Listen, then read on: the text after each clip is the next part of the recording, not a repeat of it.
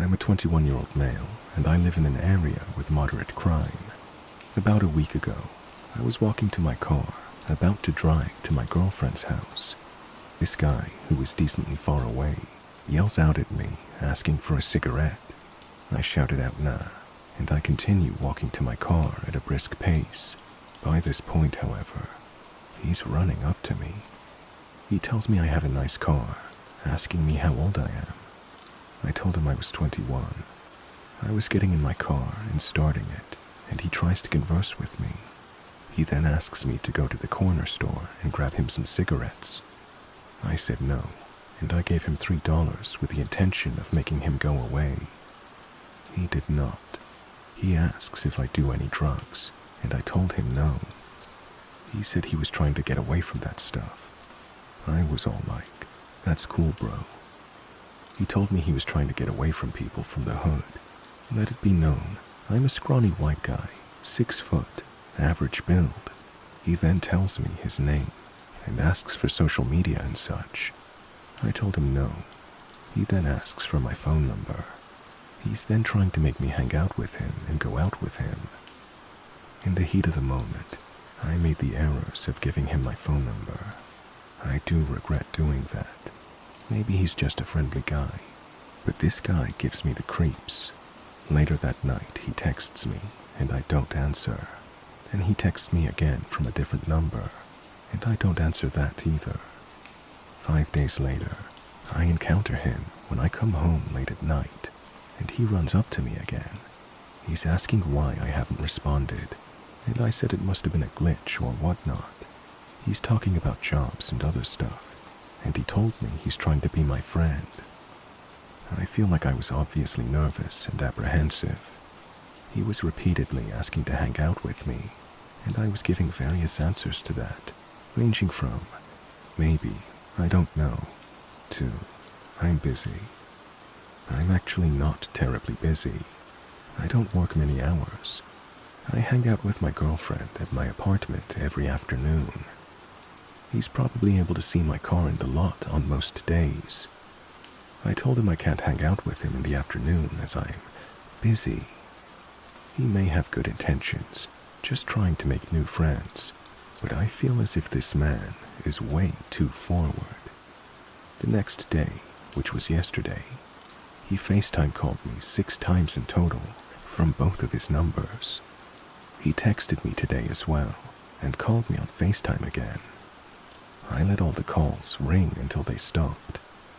I'm pretty adamant about not being his friend, but considering he lives right near me, I don't know how it's going to pan out if I tell him straight up. For an update, I haven't heard or seen from the guy ever since. I've been purposefully avoiding him, watching my surroundings each time I go out there. Another strange thing happened about 4 days ago, when these 2 guys who exited their car motioned at me when I was driving off, and when I ignored them, they yelled, "Hey," and actually ran after me. I sped off. I've bought pepper spray to protect myself just in case. I've noted the plate number, and I have notified the leasing office of this event.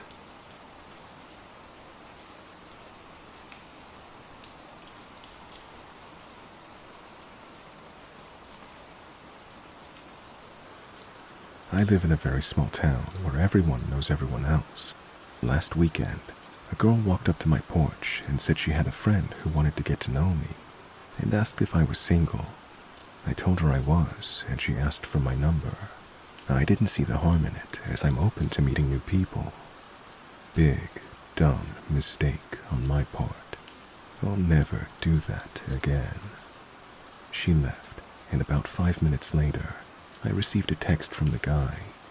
Turns out, I've known of this person for almost 30 years, but we've never met or spoken to each other.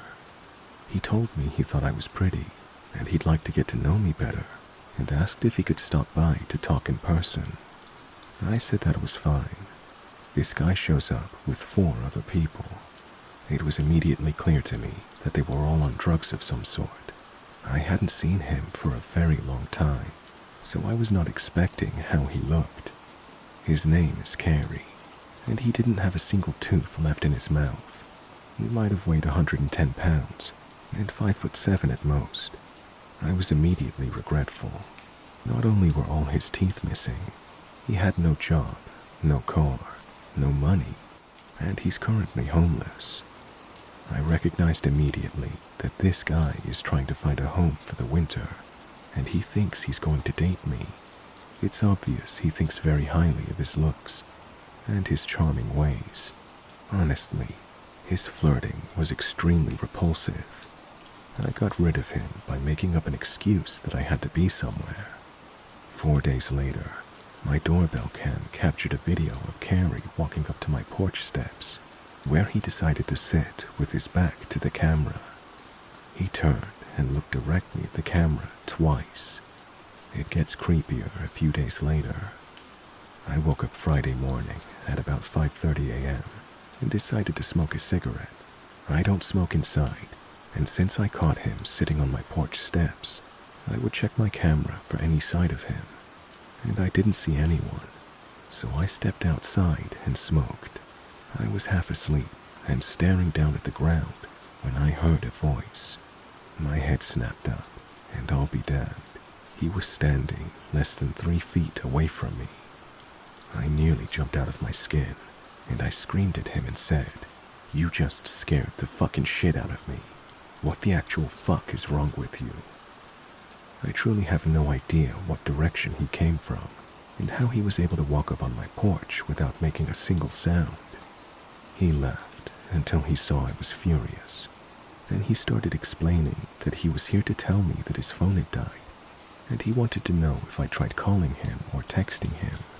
The only text I sent him was asking him why the fuck he was sitting on my porch at 3:47 a.m., and he never answered.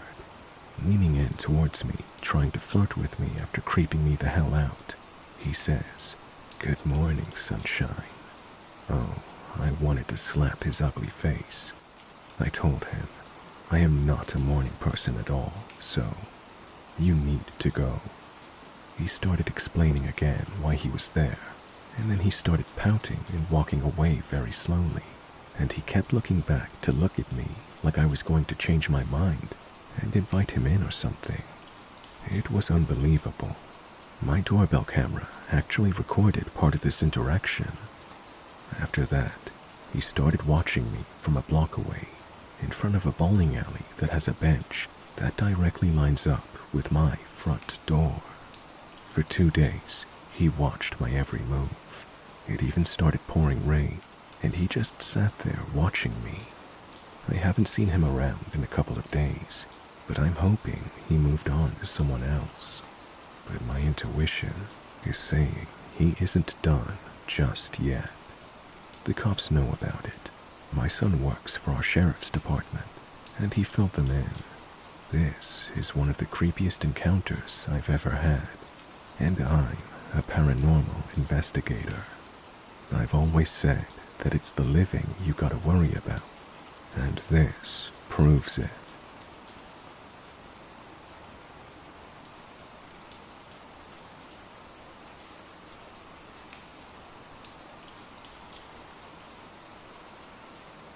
A few weeks ago, I was driving in the middle of nowhere.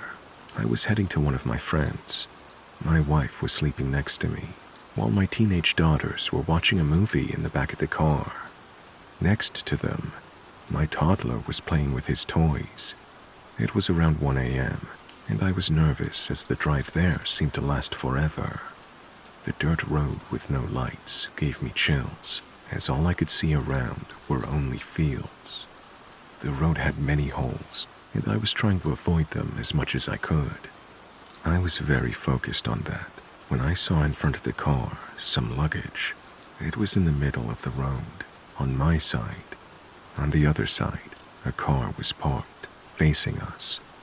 The car was completely in the dark, as there were no lights inside or outside of it. I didn't want to drive over the luggage, so my first instinct was to go out and move it. I was lucky to have my wife with me. She grabbed my hand and indicated to me something on the right. One person was in the field, looking occasionally to his phone. the reason my wife saw him in the first place. I turned my car around, and I was ready to leave this road when two people jumped in front of us from the field. There was no space on the road, so I couldn't go further without harming them. Two people were in front of my car, the luggage, the car, and the person checking their phone in the field were behind us. I didn't know what to do, so I did the only thing that I could think of. I turned around again. I drove straight over that luggage. Fortunately, there was nothing inside it to damage my car, so we were lucky to get out of this situation completely unharmed. We arrived at my friend's house, and everything was perfect. We had a great time there. However, I still get chills whenever I think about this incident. So, people from the field, let's not meet again.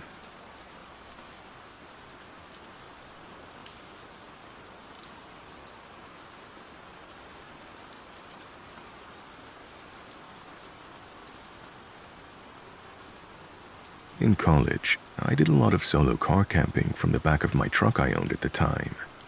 I went to a remote public area in the Ozarks and planned to stay overnight. After setting up all my bedding and having dinner and a sugary dessert, I decided to hunker down for the night.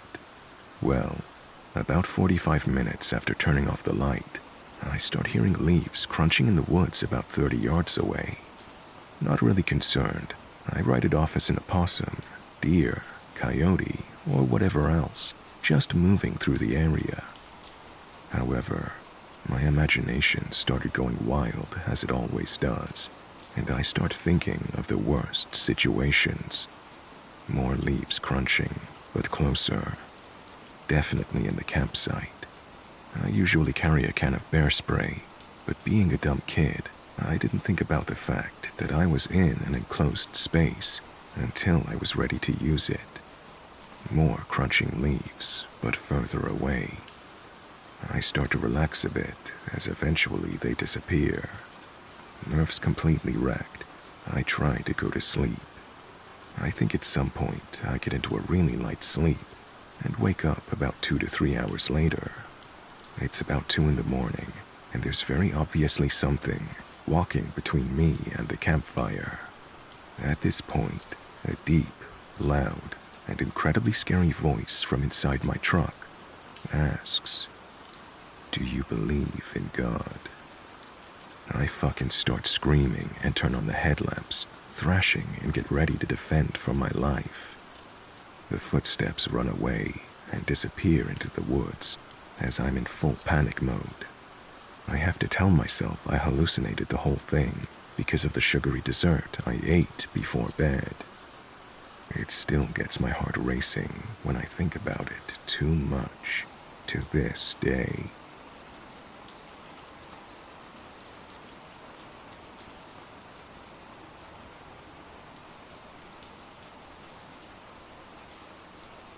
To start off, I work at a donut shop that's open literally 24 hours a day. Everyone wonders why we're open so late, but people need their donuts, so it is what it is. I am lucky enough to work late night shifts, which I guess is prime time for paranormal activity. When I first got hired, I was pretty indifferent to the ideas of ghosts, spirits, demons, or whatever else. I'm a college student, so I have a lot more important things on my mind, like not drowning my ass in debt or just having a good time. Right after I got hired, one of my friends who convinced me to get the job asked me what position I got hired for. When he found out it was for the late night shifts, my guy busts up laughing and says, "Good luck, bro. Hope you know how to catch flying donut boxes."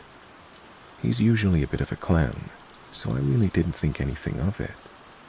The first experience I had came on my very first night. I was being trained on how to ring up orders correctly and navigate the menu system. It was around 2 a.m. at this point, and it really wasn't too busy, so my trainer felt like he could leave me on my own for a bit, and to call him over if I ran into any trouble. I pulled out my phone and started to run my playlist, when all of a sudden, I felt a cold finger tap me just under my shoulder. This made me freak the hell out immediately for one reason. My back was to the glass used to separate the customers from the register.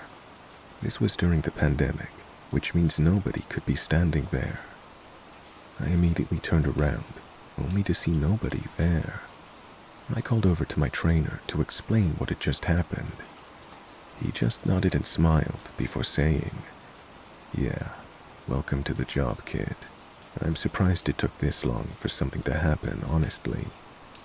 The rest of my night was a tale of donut boxes constantly being thrown from shelves, lights turning on and off, my phone battery draining from 70 to 5% in about 5 minutes, you name it. One of my most frightening experiences to date, though, involved me actually seeing something. One of my duties at my job is to check the bathrooms to make sure they're clean and that everything is in working order. One of the nights I had to do this, my manager was with me. We began wiping down the sink when all of a sudden the door swung open. We both turned to look at the doorway, and a huge guy walks in. He was probably close to 6'5" to 6'6", with a beard that would give Gandalf a run for his money. When he walked in a bit closer, the room filled with a stench of rotten sour ass. It smelled like someone went to Chipotle, ordered everything on the menu, and decided to unleash the depths of hell on our walls. This guy looks at me and asks if the bathroom is open to use. Me, assuming the man needed to unleash the contents of his pants, grabbed my things and walked out with my manager to let him do his thing.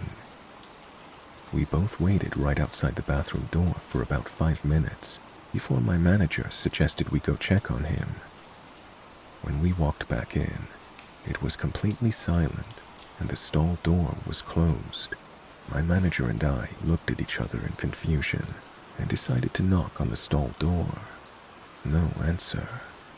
I pushed it a bit, and it was unlocked. Nobody was in there. This guy was nowhere to be found, and there's only one exit out of that bathroom. I can say for absolute certainty, he did not walk out of that bathroom. Obviously, there have been so many more experiences that have occurred, not only to me, but to everyone who works there as well. I will say, though, it is a lot more fun to be the veteran of this place, watching the new hires get freaked out at the voices, flying donut boxes, physical touches, and whatever else, because now I've been through it, and I've seen it all.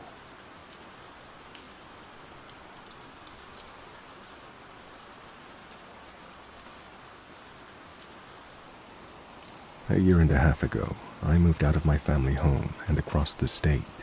I believed in the paranormal since I was very young. I was raised on Appalachian folklore and the ghost stories of extended family members that had no reason to lie to me about that sort of thing. So I believe. I'm absolutely a chicken at heart, and spooky things frighten me very easily when I'm alone. But I know that about myself. So I ignore any weird feelings I get / things I hear and see, unless someone else can verify them. I'm really good at shaking things off. Growing up, I once saw shadow men in my bedroom doorway. No features, just 6-ish feet tall shadows. I was petrified, probably sleep paralysis. I always felt someone watching me when I would do the dishes at night, when no one else was up. Probably just paranoid because it's dark and the nearest wall is 20 feet behind me. I felt someone shake my shoulder as I was falling asleep. Probably phantom touch, like a hypnic jerk. I wrote everything off, to the point that when I heard my brother behind me ask clearly, "Max, what are you doing?" only to turn around and face an empty room. I thought he was just pranking me. I thought he had silently opened my door, asked me a question, and quickly and silently closed the door. All before I could turn around. I wrote it off enough that I was mad at him when I searched the house and backyard for 20 minutes, thinking he was hiding somewhere. I wrote it off enough that it somehow made sense that he had decided to leave the house entirely just to avoid me being mad at him for messing with me. I wrote it off enough that when I asked my mom if she'd seen him leave, and she told me that he left 3 hours ago, I decided it must be my imagination, just a very powerful auditory hallucination. I shook it off.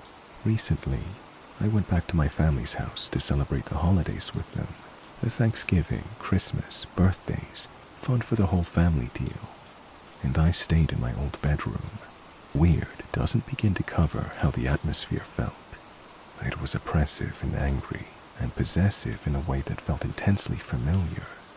It made me aware of just how much my new home doesn't feel like anything at all.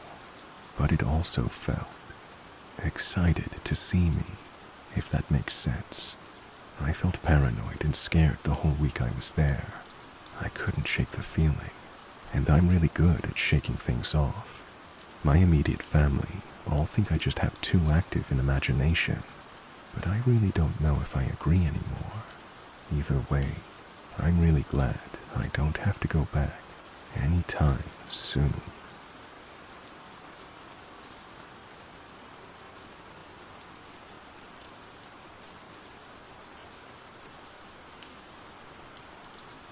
I hate Halloween.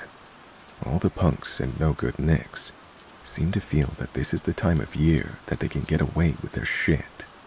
My neighbor, Sam, was one of the biggest reasons I hated this so-called holiday. He loved to decorate for any and every holiday, but for Halloween, he seemed to go overboard. It was nothing for him to dig up his entire yard and plant gravestones. Yes, real gravestones.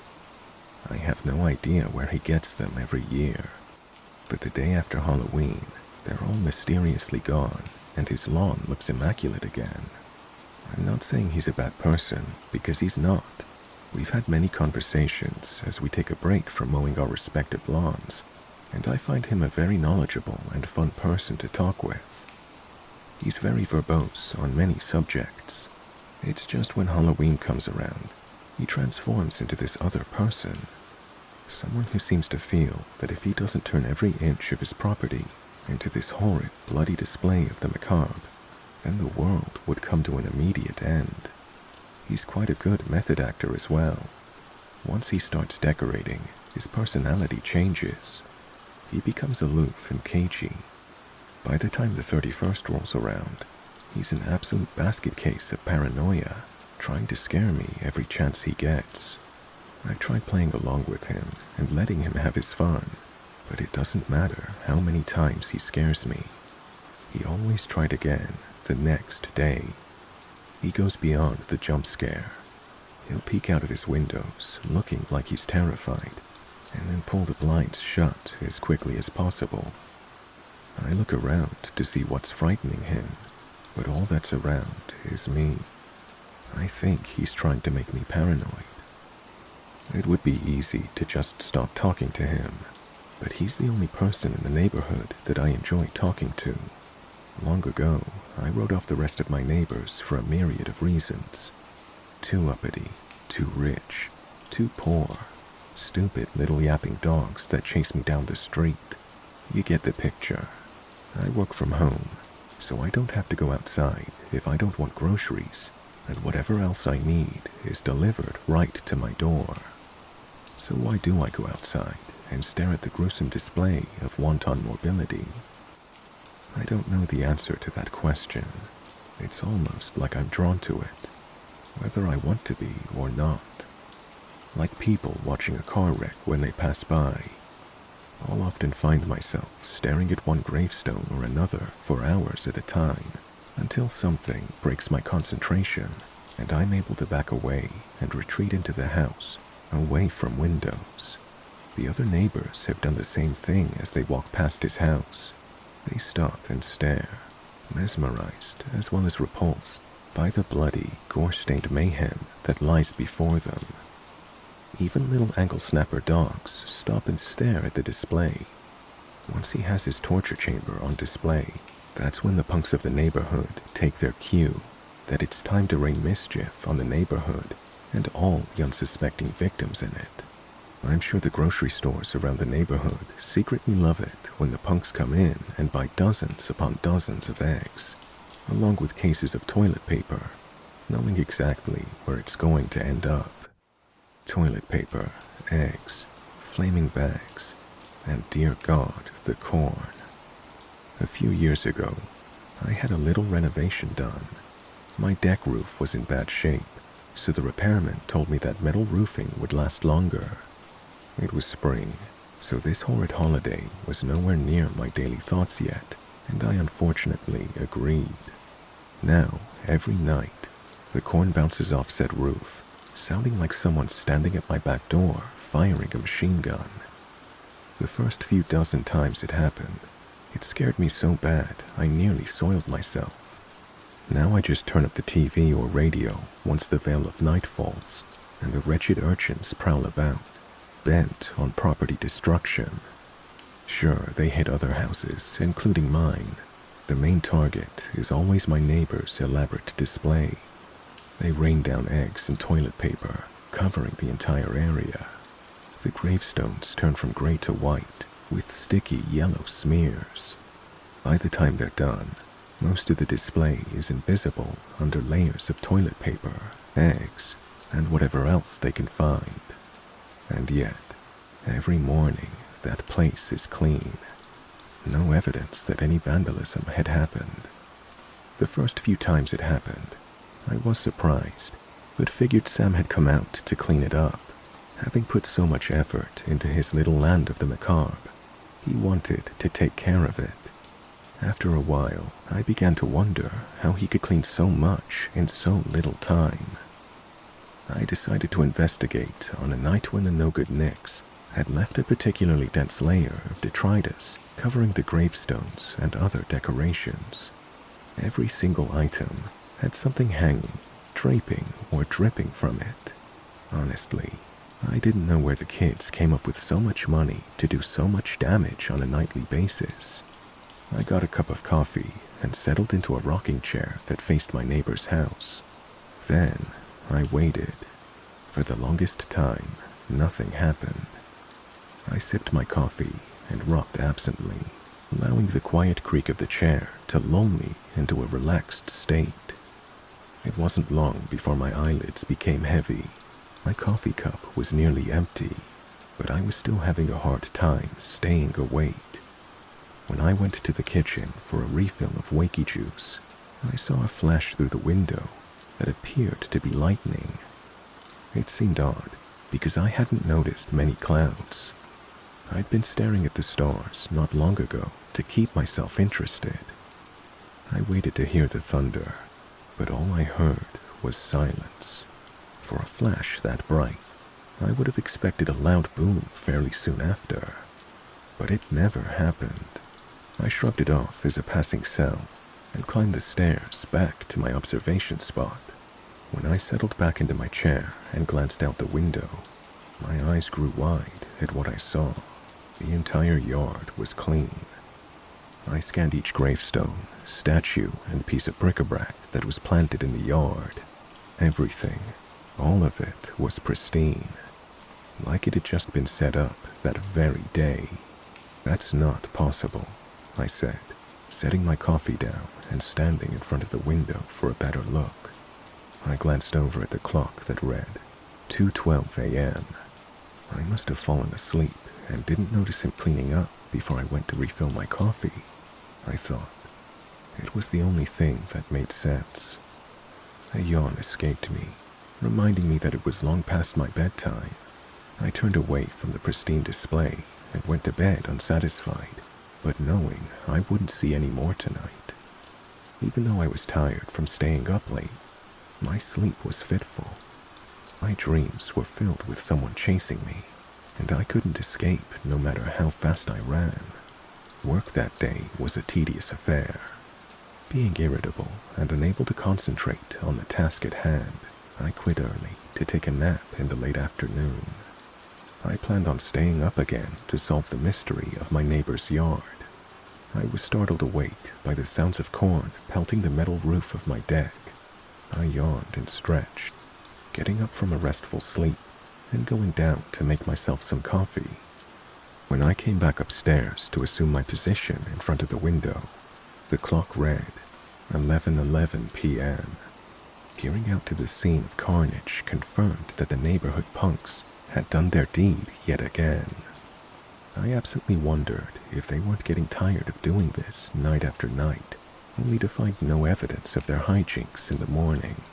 Did they walk past his yard every morning on their way to school and wonder, like me, how Sam had managed to clean up such a mess in such a short amount of time? Did it strengthen their resolve to do it again that same night? Or was the repetition beginning to wear on them? I pondered this as the putrid yellow of the streetlight bathed the scene in an eerie glow. Even though the display was annoying, you had to hand it to Sam. He nailed the Halloween mood. Rocking slowly and repetitively had me lulling myself to sleep again. I'd come prepared tonight with a full thermos of coffee. No refill breaks would keep me from finding out the truth tonight.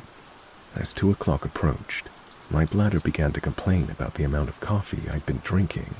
Try as I might to suppress the urge, it became futile as it went from gentle urging to downright pain. No longer able to hold it, I went to the bathroom and quickly relieved myself, returning to my post as quickly as I could. Upon arriving, my worst thoughts had come true. Settling into my chair, I stared out, aghast at the sight of a clean yard yet again. The clock read 2:01 a.m. What the hell's going on? I asked myself. As if the window had somehow betrayed me, I ran downstairs and outside, heading across the street to examine the state of my neighbor's yard. I rubbed my eyes to be sure. It was clean. Not one hint of the garbage that had been strewn throughout was evident.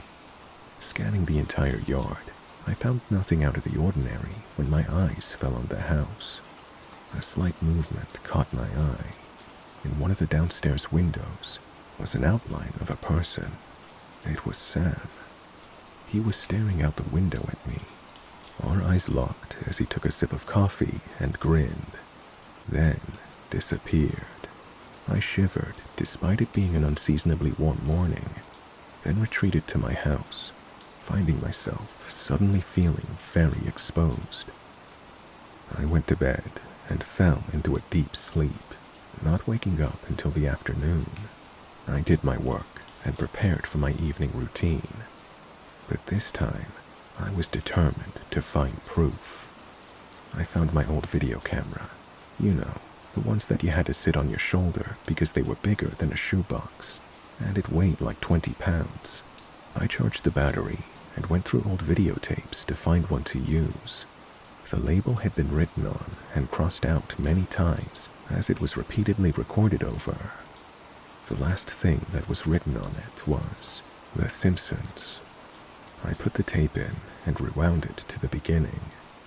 Digging out my old tripod, I set it up in front of the window and waited. Once the evening assault of trash had ended, I aimed the camera at the neighbor's yard and hit record. Leaning back in my chair with a smile, I had no doubt I would finally solve the mystery. I sipped my coffee and waited, knowing that it didn't matter if I fell asleep. The camera would do its job and record the whole thing. The whirring sound of the camera as it recorded, combined with my slow rocking, sent me to slumberland once again. I woke with a start, not knowing why. Stretching and rising out of my chair, I glanced at the clock that read 2:02. Barely able to contain my excitement, I went to the camera and took the tape out. I ran downstairs and played it in the VCR hooked up to my TV. The scene played out very slowly. For the longest time, there was no movement. The streetlight's eerie glow lit the yard and its decorations that were covered with trash. There weren't any people walking by, just stillness. I noticed a slight movement in one of the house's windows, and then a flash so bright it made the camera lose focus. And then the screen went to static. "What the hell?" I said, jumping up and rewinding the tape. Watching again, I saw movement in the window and then the flash. Right after that, the screen went to static. I rewound over and over, watching what happened. Next, I tried to pause the video right before the flash. The shaky line of static when you paused a videotape obscured part of the picture. I knelt in front of the TV as though worshipping it, trying to find anything. There was only the static, blurry image of someone in the window. I couldn't tell quite what they were doing. I stepped closer and took another look. Someone was pointing out the window. I let the video go back to regular speed, playing it a few more times and rewinding it after the flash, but nothing else was visible. I sat back on the floor and stared at the static hopelessly. This had been my chance to find something out, and once again, all I felt was frustration. As the tape continued to play, the static ended, and it returned to what was previously recorded. An old episode of The Simpsons. "Want to hear a scary story?" Bart said to Lisa, turning off the lights. Once upon a time, there was an evil, insane maniac. I turned off the TV and ejected the tape, determined to try again tomorrow night.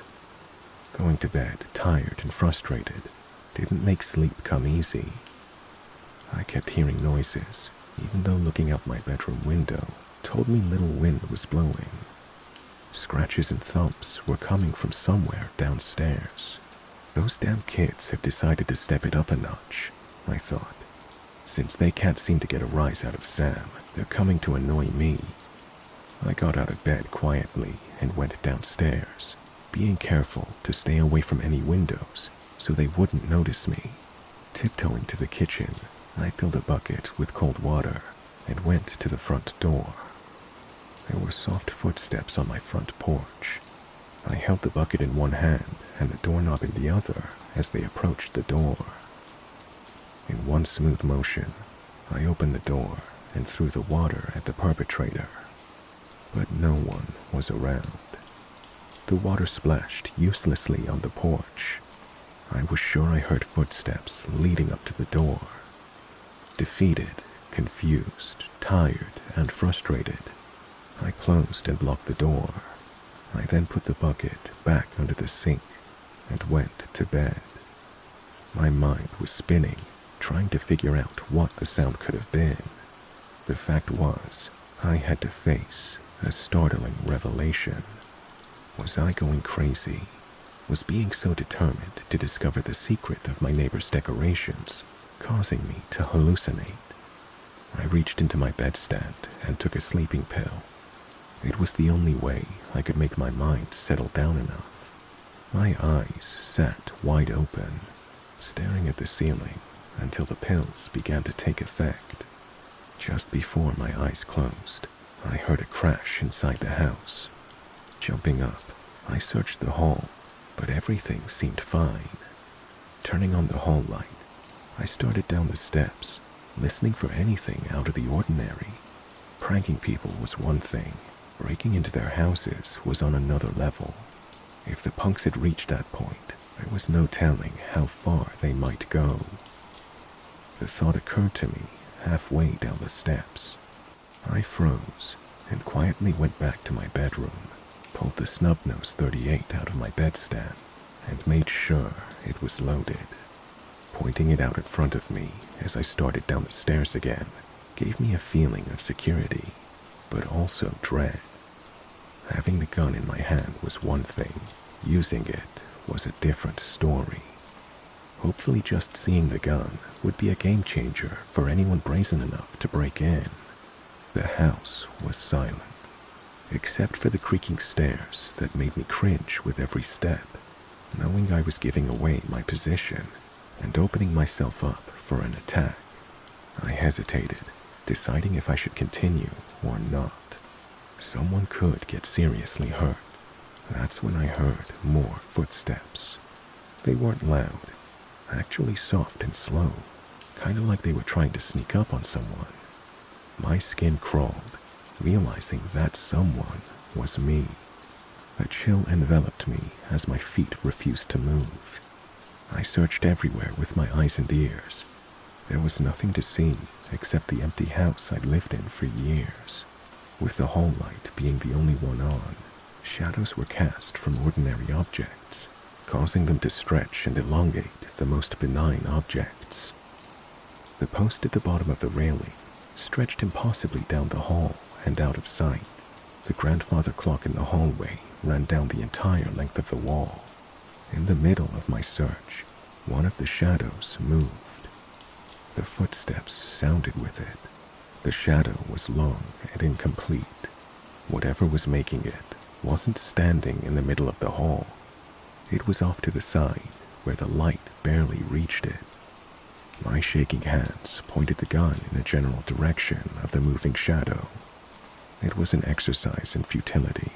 I knew I wouldn't be able to hit anything smaller than a barn with my hands shaking. The shadow crept closer, still along the wall, barely visible.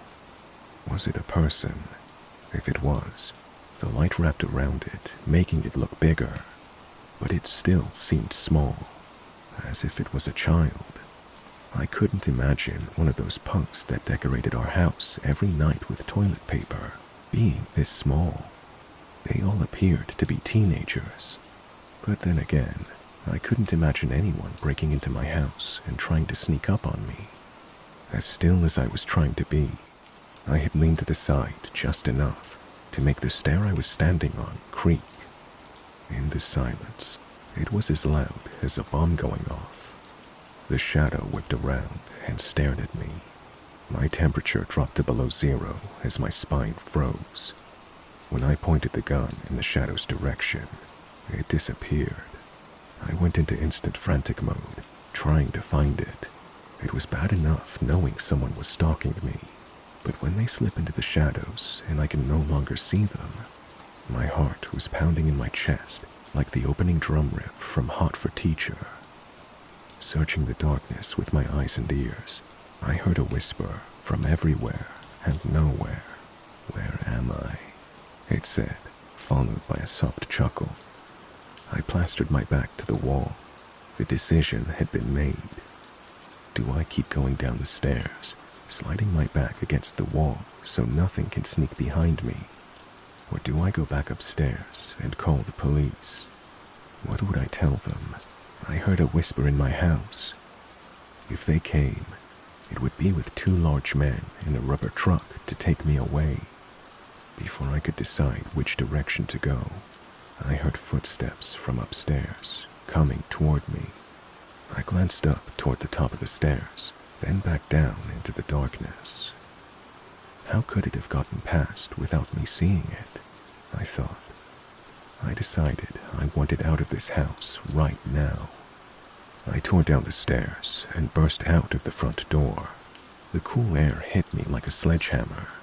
Even though the days had been unreasonably warm for October, the nights were still chilly, and I was in my pajamas. Running to the sidewalk and across the street, I only stopped to look back when I reached the fence of my neighbor's yard. I paused, breathing hard and leaning against the wrought iron fence, looking back at my house as I caught my breath. The wind picked up, sending bunches of fallen leaves into the air in mini whirlwinds as I hugged myself trying to fend off a chill. Staring at my house, I saw nothing out of the ordinary. Cold air filled my lungs as I breathed out steam. Was this all a dream? Had I gotten myself so worked up over nothing? And then I saw it coming out of the house. It had no form, only blackness, crawling along the ground straight toward me. I tried to back away, but the fence refused to budge. In my panic, I clambered over it, catching the leg of my pajama pants and making me fall to the ground on the other side. Trying to free my leg as the shadow slowly approached, I eventually ripped the material and released myself. Diving into the yard, dodging gravestones as I ran, I glanced back to see if that impossible thing was following me. I overlooked the gravestone in front of me and painfully slammed into it with my knee, causing me to stumble and fall. My head hit one of the stones on the way down, making stars appear. Opening my eyes, I peered up at the sky, only to find it covered by an inky veil. I sat up and felt my head, my hand coming away covered in blood. Wiping it on my pajama pants, I pressed my palm to my temple again. This time, it came away with less blood. I must have hit it hard enough to ring my bell and open the skin, but not cause serious blood loss. As I gathered my wits, the fog crept in. It was so dense, I had trouble seeing more than a few feet around me. I stood and did a slow pan around, but I could no longer see my house. My neighbor's house was gone too. I was alone in a sea of gravestones. At least, I hoped I was alone. The thought reminded me why I was here and made me search for the possessed shadow. My sense of direction was lost in the thickening fog. There was no indication of where I was going or where I had been. Instead of waiting for the inevitable to find me, I picked a random direction and started walking, my head on a swivel, looking all around for the shadow. As I searched by the putrid yellow light of the glowing fog, the gravestones began to move. They slid forward, backward, left and right, all independent of each other. Had it been any other time, it might have been interesting to watch the choreography as they did their macabre ballet. But I was trying to escape the supernatural shadow and didn't have the inclination or the time to stand and watch.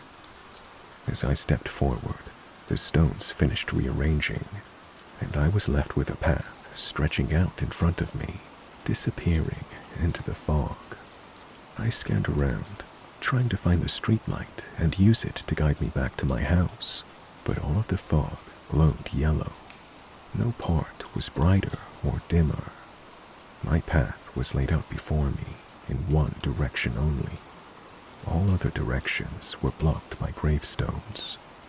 As if to urge me in my decision, I saw the shadow creep over the gravestone behind me. I ran down the path lined with stones as fast as I could. Soon I came to a turn, but kept running. Another right and left. I followed as the stones guided me down my unwitting trail. They wound back and forth for what seemed like forever. I slowed, not because I wanted to, but because I had a stitch in my side, and my breath was coming in ragged gasps. Soon I was down to a walk, holding my side as I tried to control my breathing. My heart, which had been machine gunning in my chest, began to slow as I continued walking. I glanced back, looking for the shadow, but knowing there was no way I could escape it. With the gravestones keeping me hemmed in, and my heart rate still at heart attack levels, I accepted my fate. If the shadow caught up to me, there was nothing I could do about it. As I considered sitting down and giving up, a hint of light appeared up ahead. It wasn't much, about the size of a candle's flame from where I stood. It was mesmerizing and drew me to it. All thoughts of the shadow were pushed aside as my mind focused only on finding out what this glimmer of light was. I walked steadily toward it, but it didn't seem to come any closer. Determined, I increased my speed to a power walk, but still, it remained out of reach. Finally, I broke into a full run, my exhaustion long forgotten. The mystery of the light was all that mattered. After a solid 10 minutes of this, in which the light was no closer than when I started my pursuit, I slowed, breathing hard, and once again feeling my heart doing the Macarena in my chest. The gravestones still kept me hemmed in on both sides, leading me toward the light. The fog had lifted just enough for me to see the light in the distance. Yet on the sides, where the gravestones kept me captive, it was so thick I couldn't see past my stone captors. I sat on the closest gravestone, trying to recover my energy, when I heard a faint whisper from somewhere in the fog. "Don't stop now," it said. "You're almost there." I whipped my head around in every direction, searching for the disembodied voice, but the fog refused to give up its secrets. "Almost where?" I answered in desperation, not sure if I wanted a response. "Keep going, you'll see," the voice replied. "But the light keeps moving away from me," I said to it. The only answer I got was a soft chuckle. I got up and resumed following the light, wondering how my neighbor's yard could be this big. As I walked, focusing on the light, I didn't notice the set of stairs appear in front of me, leading down into the darkness. I found them the hard way, as my foot went out into the open air instead of the solid ground I was expecting. Tumbling down the stone steps, I landed hard at the bottom. Feeling around at my various pains from the injuries of rolling down the stairs, there wasn't anything bleeding. I took that as a good sign, as I painfully rose to my feet, only to face a solid stone door. It appeared to be something from a burial crypt. It gave me chills. I stared at the door for a long moment, then looked back up the stairs, deciding if I wanted to continue. The decision was taken out of my hands as the door slowly creaked open. I glanced back to see the stone stairs retract into the ground and disappear. There was no other option. I peered inside, looking left and right, but only the light shone in front of me. The former stairs now formed a wall and moved forward, pushing me into the open door. I stepped forward into a hallway with torches hanging on the wall, leading the way deeper inside. There was a muffled thud behind me as the stone wall met the doorframe, sealing me inside. My only comfort was the gun I still held in my hand. Starting down the corridor, I heard the whisper once again, "You're almost there." Gripping the gun tighter as I continued down the corridor, the stone walls and floor echoed my every footstep, making it sound like someone was following me. I glanced behind to check, but darkness was all I saw. For a fleeting moment, I thought I saw a shadow dart toward the wall. Shaking my head, I wrote it off as my imagination, letting this place mess with my mind. Wishing I'd gone back to my bedroom and called the police, I continued down my forced path toward an unknown future.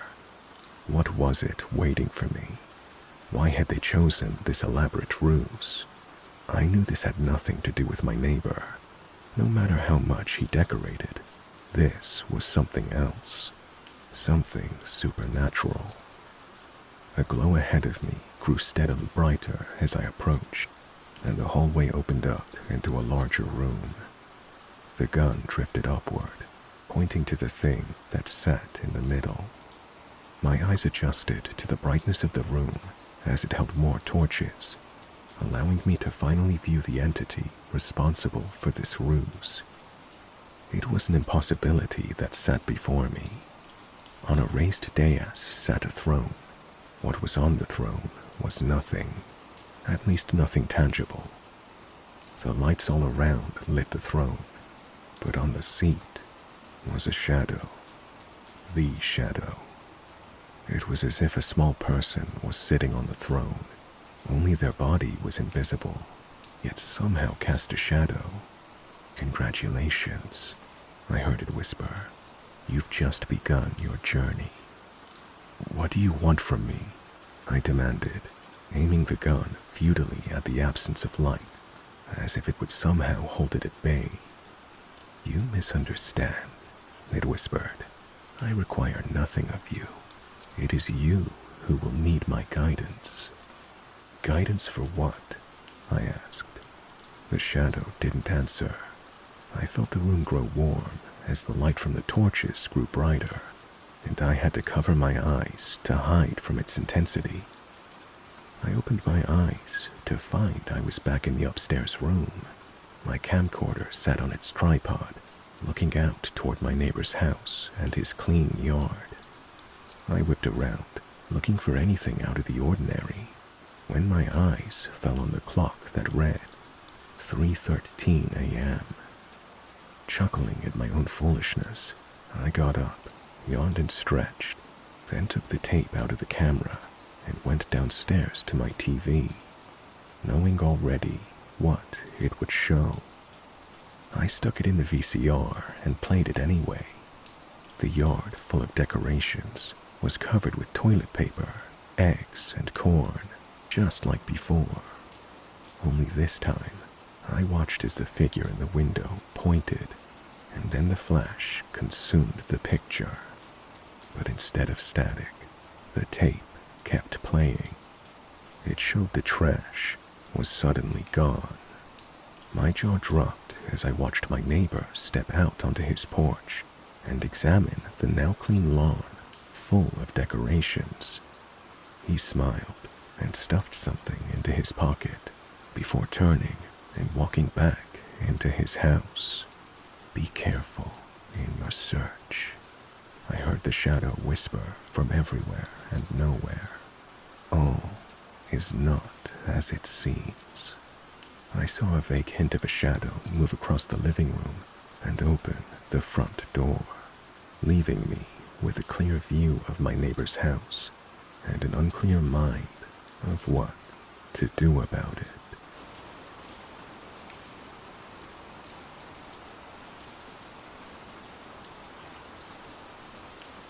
I grew up in a small town, primarily Hispanic. Everyone knew everything. We had something here and there, of course, but other than that, not too much stuff happens. I'm overweight, to put it simply, and not to the standards of beauty, really. I remember reading a meme online once, where it was a joke about, "Can't catch me or kidnap me since you can't carry me.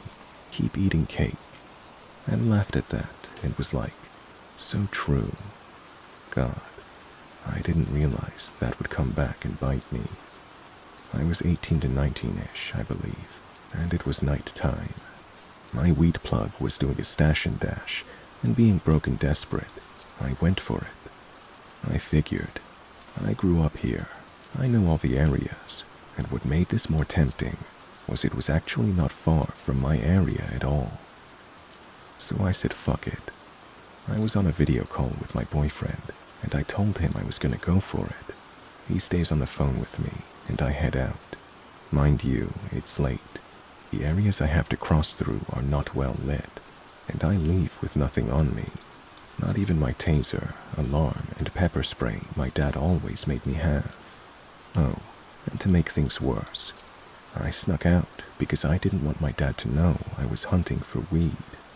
So, this is already starting out great. I set off. I have to cross railroad tracks to get through to the area, which is pitch black. Only the main road in the distance is lighting it up, and some lights from a warehouse nearby. But other than that, it is very hard to see. I make my way towards the main road and notice a semi parked on the side of the road. Nothing unusual. Semis park there all the time, ever since I was little, so nothing too weird. I then hear, "Hola, hey." I look over and see a man in a semi-truck. He looked generic. I'm not gonna lie, Hispanic with a red long sleeve. He looked like any other man I'd seen around town, but his smile, I don't know, he was just off. I waved, being polite. He gestured for me to come over and start speaking Spanish, but I don't know Spanish. I know what you're thinking. 1. Why don't you know Spanish if you grew up in a Hispanic town? And 2. Why aren't you running? 1. My parents never taught me, sue me. And 2. He was far, so I just kept walking. I just sheepishly responded, "I don't speak Spanish," in Spanish. I learned that phrase just to say it to people. I waved him off, quickly walking away. My boyfriend asks me who's that, and I just tell him it's some random semi-truck driver. I go on with the night. I think I've been out for 40 minutes at this point, and I realize I'm not going to find it. I'm sad. I start to head home. Still on the phone with my boyfriend, I keep talking, and my phone is dying, which is actually what made my boyfriend tell me to go home. So I start walking back. I go down the road and look down the pitch-black area where the railroad is, and I stop. I just had a bad feeling. Something told me not to go home just yet. I tell my boyfriend I'm gonna go look at the other end of the street. That was toward where the warehouse was, giving off the light, passing empty trailers, partially hidden by the shadows. I start walking. I make it into the light, and I hear movement behind me. And then, hey. I turned around really quick, and I saw the same semi-truck driver, with the same smile he had on. He came out from behind a trailer he was hiding behind. He had his right hand tucked into his pocket and was positioning his body to where he was hiding whatever he had. He told me to come here and started getting closer to me. I immediately tell my boyfriend to wake his dad up and come get me. I backed up quick and was trying so hard to think. He saw me on the phone and immediately had a mad and annoyed look on his face. He stopped and actually started hiding behind the trailers more. So I book it down the road, telling my boyfriend to come get me or have his dad come get me. I didn't want to call my dad because even in this moment, for some reason, I was still terrified of getting caught sneaking out. I ran across to the main road to the little mini-mart across the street, and I hid behind an ice cream machine. I told my boyfriend I need to call someone, and I hung up on him.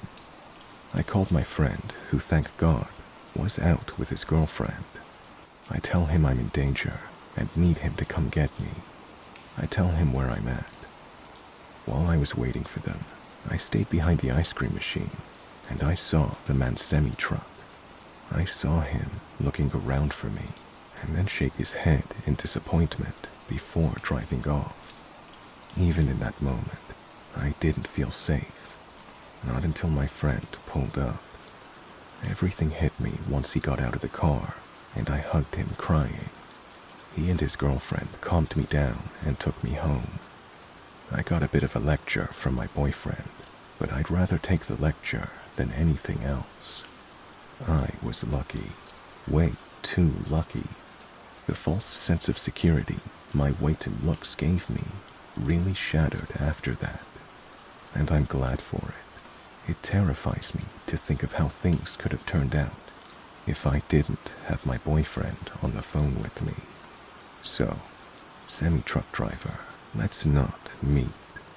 I never want to see that smile ever again.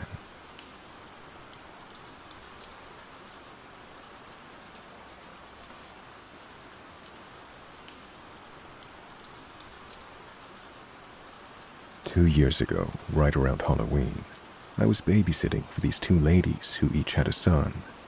They wanted to go out, so I stayed at one of their houses and watched their boys. It was around 8 p.m., and the boys were sitting on the couch, playing on their iPads and whatnot, when somebody knocked on the door. I asked them if anyone was supposed to come over, and they both said no. I go over and check the eye hole in the door, and it's some guy in a gray hoodie, deliberately hunched over so I can't see his face. Immediately I'm like, nope. And I don't say anything and start pacing around because I don't want to give him any inclination we're inside. A couple minutes later, I checked outside the little window through the curtains, and he's gone. I didn't want to spook the kids anymore, and there weren't any more knocks, so I just kind of let it go, thinking of it as a prank. Cut to a few hours later, and their moms get back. They ask me how everything was, and I say the kids were great, but somebody had come to the door. They ask me what time, and I say around 8. One of the mothers starts freaking out and goes through her phone. The other one tells me that right around that time, somebody had been making strange phone calls to them on a blocked number. They had disguised their voice and were saying things like, "I can see you through your window." They didn't think it was serious because it didn't make sense in the context of where they were. But in retrospect, we're almost positive it was me he was looking at through the window. They escorted me to my car, and I touched base later, and apparently nothing strange ever happened after that. But I'm just really glad I didn't open that door, because I have a feeling in my gut it would have been really bad.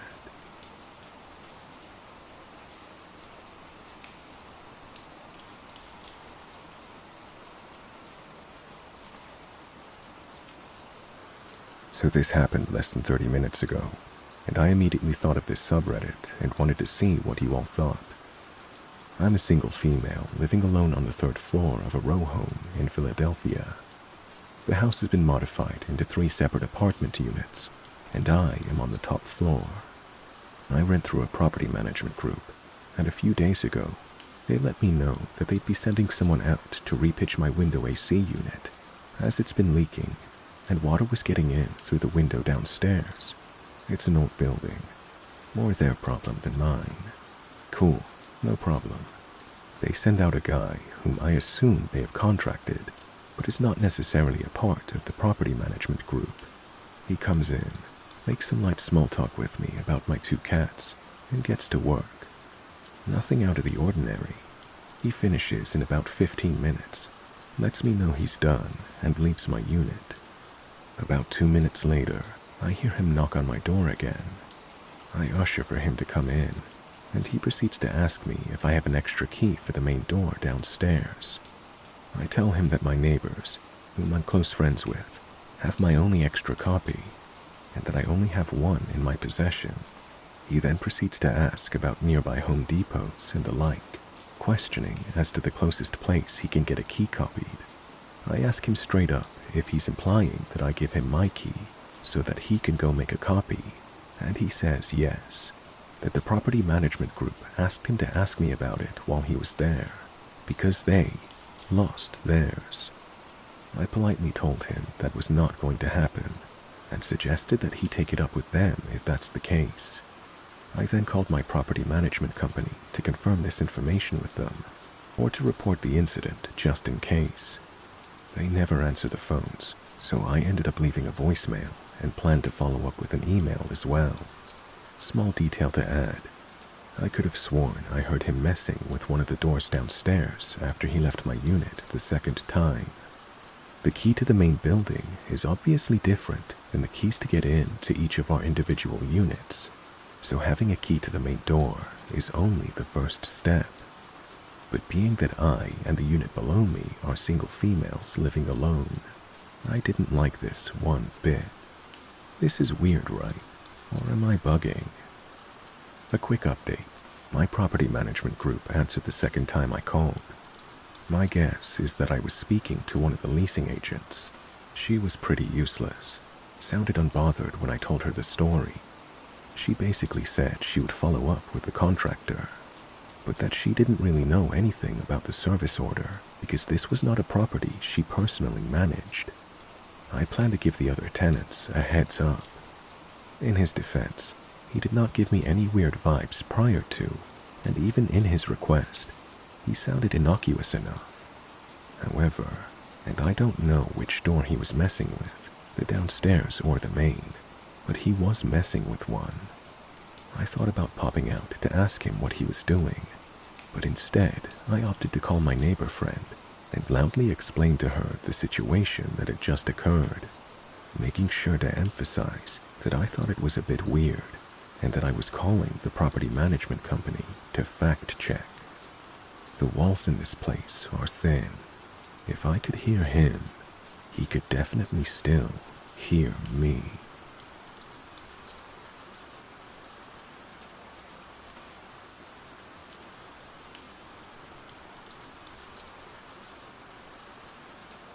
This story dates back to spring 2016. At the time, I was in my late 20s. I was young and fit with very long blonde hair, a total hippie chick that had quit her job to travel the US with my ex at the time. pre-pandemic, before the van life/tiny home movement really took off. We left our home in the Midwest of January that year after holiday celebrations, saying goodbye to friends and family. By sometime in April or early May, we made it to southern Texas and decided to check out Padre Island National Seashore. For those of you unfamiliar with Padre Island, it's a seashore that you can drive right onto with your vehicle. My now ex and I were in a 26-foot Class C 1976 Chevy motorhome.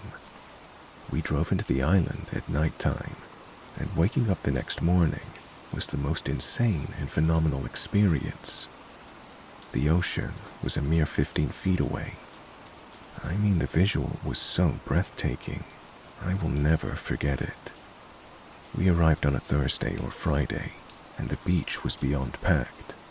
Another thing for people unfamiliar with Padre, it is where many Texans, high schoolers and college kids mainly, flock for their spring break. Spring break was just the week prior to when we got there, or maybe still going on, I don't know. Either way, it was busy, and we had an awesome weekend partying away. During this weekend, we noticed that workers for the park would often drive down the beach.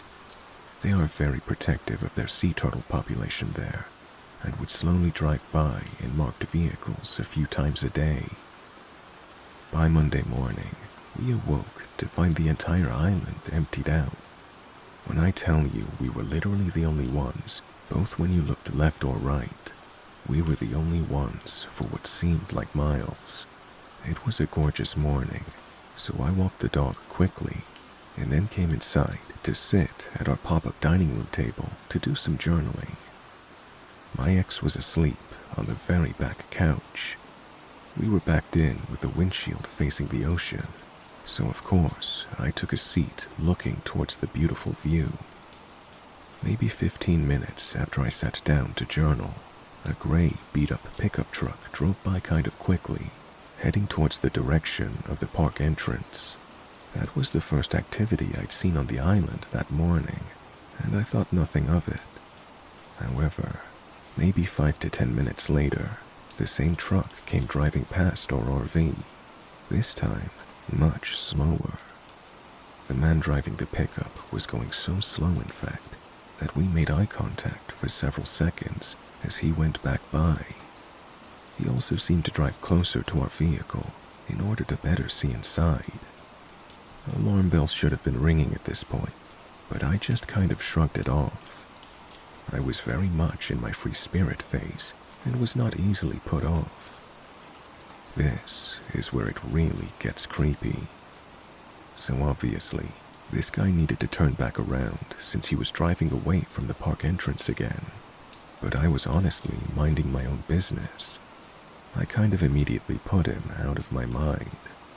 But yes, several minutes later, maybe another 10, the man came back. But this time, he pulled directly up to our RV with his truck, essentially nose to nose at a 45-degree angle, maybe to appear as if he were giving a jump. Not that far-fetched for a 70s vehicle on the salty beach. He was blocking us in. It was at this point my heart dropped, and I began to get scared. I screamed my ex's name immediately, and he jumped up from the couch. I know he could hear the panic in my voice. I'll never forget how quickly he got up, and how he had his arms spread across while he ducked down to see through the windshield. He was 6'5", very bearded, and I'm 1000% sure the only reason the man in the gray beat-up truck sped off like a bat out of hell. It took several minutes for my heart rate to return to normal. My ex and I just looked at each other.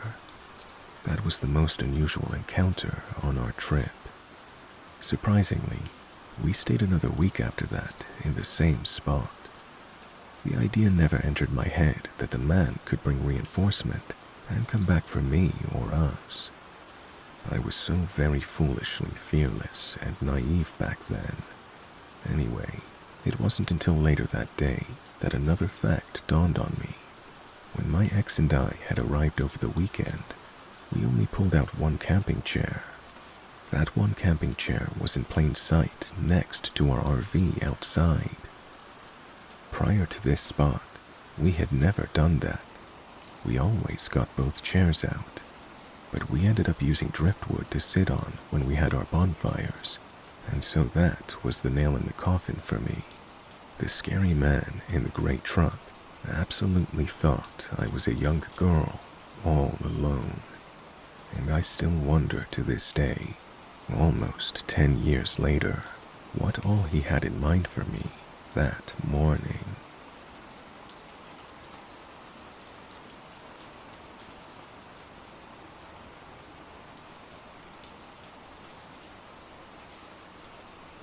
So I've told this story just to a few friends, but I either get laughs because they don't believe me, or they're just as creeped out as I was when the incident happened. So, one night on Thanksgiving when I was about 10 years old, my cousin, Chris, my brother Orf, and our old friend David decided to play a good game of hide-and-seek in the neighborhood. We were all the same age, and we would often play outside because we just wanted to get away from all the adult stuff. We'd also get a few kicks out of hiding in the neighborhood after dark. We set boundaries, and we had one main rule: you cannot hide in the house. It was often broken, but we would set it anyways. Arf and David were the hiders, and Chris and I were the seekers. We counted to 100, and then we're off to find them. About 15 minutes passed by, and we couldn't find them. Then 30 minutes, 45 minutes. Not a sign of them anywhere. Chris and I were a bit concerned at this point, considering it had been too long since we'd seen them. We started to yell, "Arf, David, come out. We're not playing anymore." No answer. We went in the house, checked all the rooms. Nothing but adults eating, laughing, and having a normal Thanksgiving. Chris and I went out to the front and started to say that we should get an adult out here and let them know what's going on. We didn't want to alert the whole party by telling them we couldn't find Arf and David, so we somehow got David's dad to come outside to the front lawn and see if he can help spot them in the distance or something. So we went out to the edge of the driveway with David's dad, and he suddenly yells, "Hey, I think that's your brother." My cousin and I look, and we see my brother running down the sidewalk away from us. While David's dad stays on the edge of the driveway, Chris and I start running after him, yelling that we give up and we're not playing anymore. We weren't catching up to him, but we weren't far. We were about 10 feet away from him. We see him run and hide behind a pair of palm trees that was in the corner of one of the houses down the block. We finally felt we had him cornered.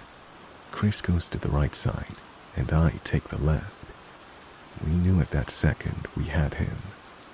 That was until we checked behind the tree. No one was there. Chris and I looked at each other dumbfounded, because the only way he would have been able to escape was either through us or over a 6-foot fence that was on a hill. And we knew that was impossible because we would have seen or heard him. My cousin and I start to walk back immediately, and we met David's dad at the edge of the driveway. David's dad automatically says, "You guys saw that, right?" And we replied, "Of course, we were chasing after him." He says, "Okay, because Arf and David are inside the house." We went back inside the house, and nobody believed a word we said, even with David's dad saying he saw this kid as well. My brother swears that it was not him, and that he and David were inside the house spying on us from inside the whole time. Something that always runs through my mind when I think of this story, besides the fact it wasn't my brother or our friend David, is that when Chris and I were chasing after him, I remember feeling like I wasn't running as fast as I could. And what would have happened if I caught up to this guy, or kid, or whatever it was? What would have happened then? I can't help but think that this was some kind of paranormal event, but whenever my cousin and I talk about this story, we call that person the Red Man, because the red shirt he was wearing was just like the one my brother was wearing that Thanksgiving night.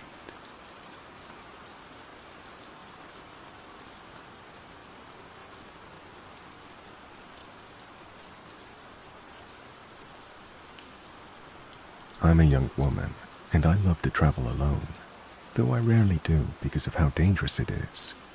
One day, while I was living in Paris, I decided I needed to get out of the city, and I took a train to a nearby giant park/small forest, and I was really enjoying myself, just walking around, listening to music. I stayed on some bigger trails with lots of people. Then this one man walked past me and looked me up and down and gave me the creepiest look I've ever seen. I kept walking and looked behind me, in time to see him do a complete 180 and start to follow me. I got a bit freaked out and started walking faster, and suddenly realized the trail was pretty empty. I had turned down a different path, partly to see if he was following me, partly to find more people. He turned down the path after me. I got really freaked out and picked up my pace, and so did he. The path suddenly turned a corner, and I was able to duck behind a tree. The man kept going down the path, and I hid behind the tree for a while. He then came back down the path, obviously looking for me. I was able to run away and find a nice old French couple to walk with me back to the train station. I know this doesn't seem huge, but to a young woman traveling and living alone, I hate to imagine what could have happened to me if that man had gotten me.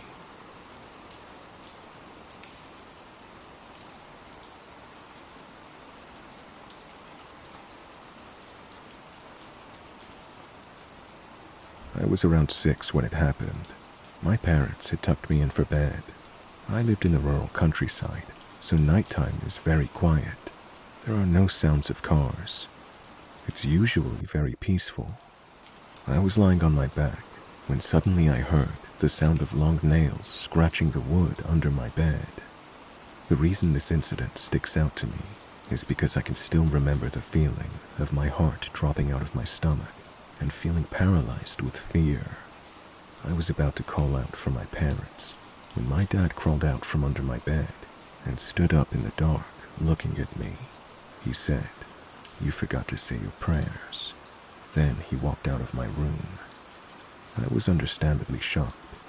I did not leave my bed afterwards and must have fallen asleep at some point. My dad would normally tell me to say my prayers before bed, so this seemed like something he would say, but I have no idea what would possess him to hide under my bed. My dad denies ever doing this.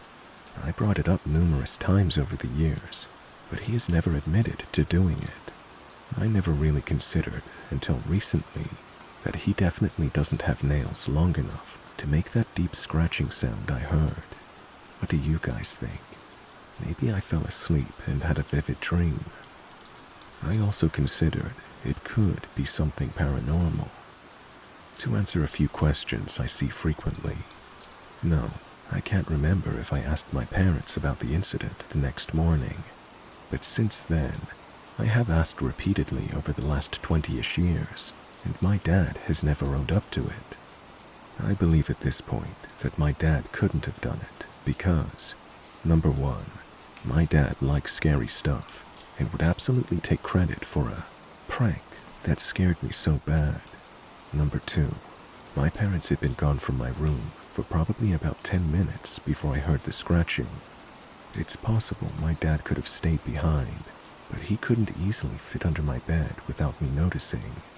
And number three, he's not really a drinker, so I doubt he was passed out on the floor. I'd like to believe it was sleep paralysis, like many of you theorized. However, that would be my one and only time experiencing sleep paralysis. There's definitely a chance it could have been something more sinister, and it's something I hope to never encounter again.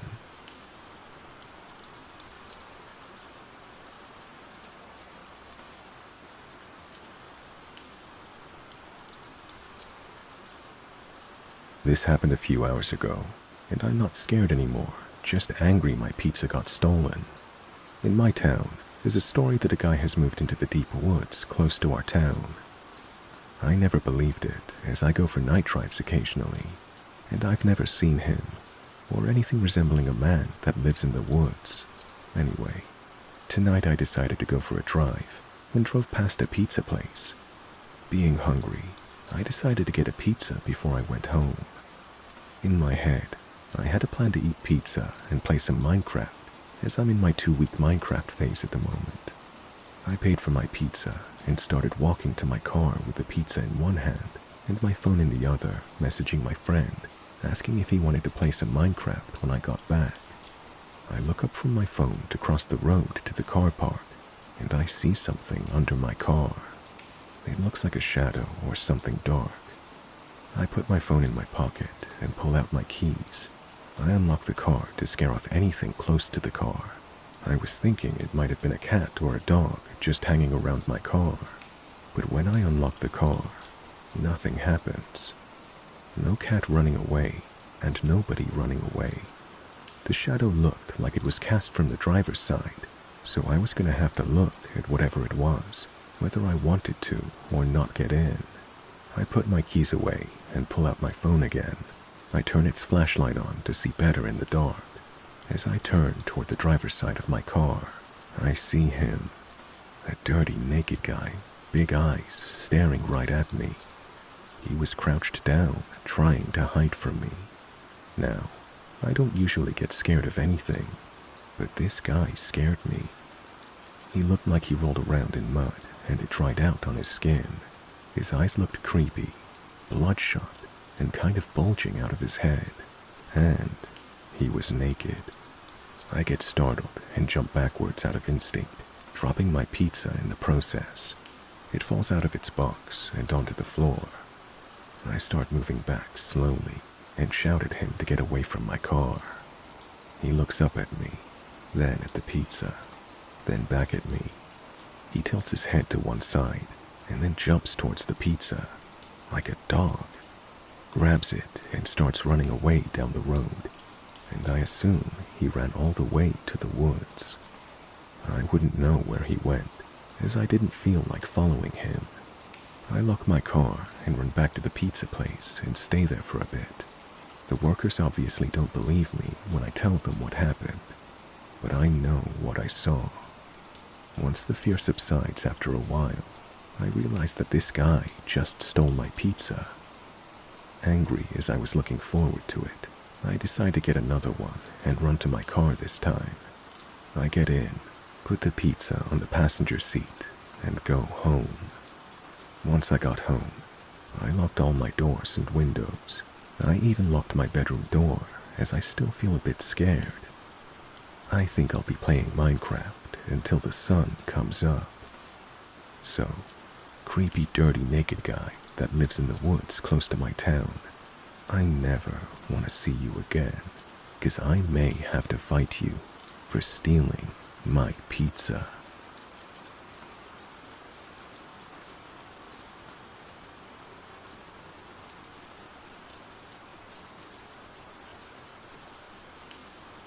Meet Jane.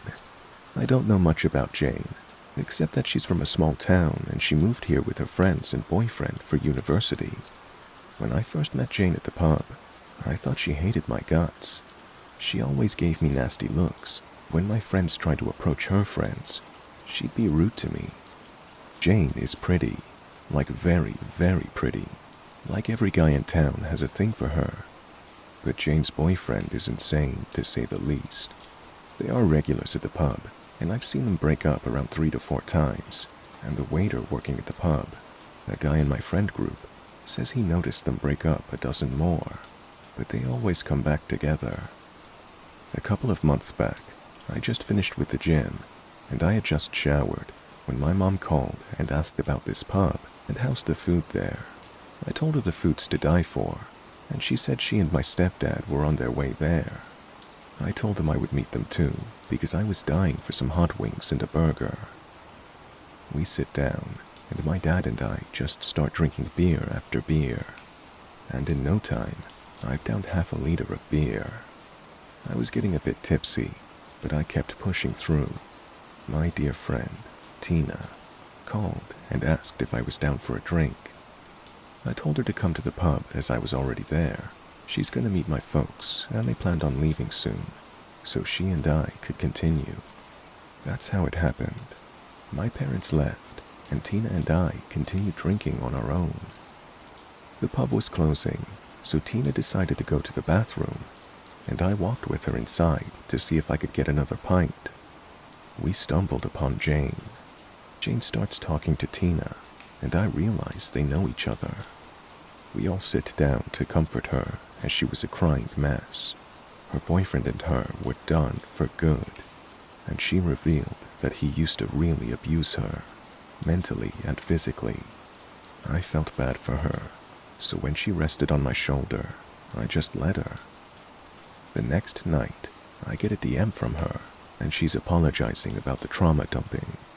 I tell her it's no biggie, as we all need to vent sometimes, albeit I do that to my therapist, not strangers, but whatever. The therapist is a stranger I pay, I guess. We continue chatting, and she constantly goes between "I can't text you," and then texting me again. "Don't text me, and text me first when I don't." Keep in mind, this is like 2 days since that interaction. One drunken night, she texted me to meet her. It was around 2 a.m., and I had my little cousin over. That whole night, we watched movies, and he had just fallen asleep. I declined her offer. Also, I feel it's a bit weird for me to hang out with her completely sober, all while she can barely see. I don't know. It's just weird to me. The next day, she sobered up, and I agreed to meet her for a hangout. We hung out for a while, and she was fun to hang out with. I did like her, and worry about her and her ex. Soon enough, her leech of an ex left town, as he was never really interested in university, just being close to her. On one of our dates, she revealed to me that she realized she had feelings for me, and that's when she broke up with her ex, resulting in him physically attacking her. One day, we had a date at her place, a little study date. After we finished studying, we relaxed on the couch and ended up making out. We didn't go all the way, but we did a bit that night. I went home and we continued talking about it, even going as far as exchanging photos, my first and only time sending a nude, and then we hooked up. Now, I'm a person who likes alone time, so sometimes I just want to chill at my house and not really be with anyone, and she did not like this idea. She started spamming me with calls, saying how she could come over and we will chill, that she will be silent, and I'd still be alone. In my opinion, this kind of defeats the idea of being alone, being as I'm not actually fucking alone. She threatened me that if I didn't pick up the phone, she would never talk to me again. This is where I snapped and told her that her lukewarm at best manipulation tactics would not work on me and to not contact me again. She flipped out and came to my part of town, hanging out and waiting for me to come out. I told her, I begged her millions of times not to come to my house, but she simply said, "Nah, I'll pass," and came anyway. I felt so disrespected, because all of a sudden, I hold no value in life. When she texted me, "Come out, I'm here," I texted her, "Nah, I'll pass," and stayed home. Now, she's following me everywhere I go. It's been months, and I'm dating the girl of my dreams, but that has not stopped her from being in my shadow. She learned my routine.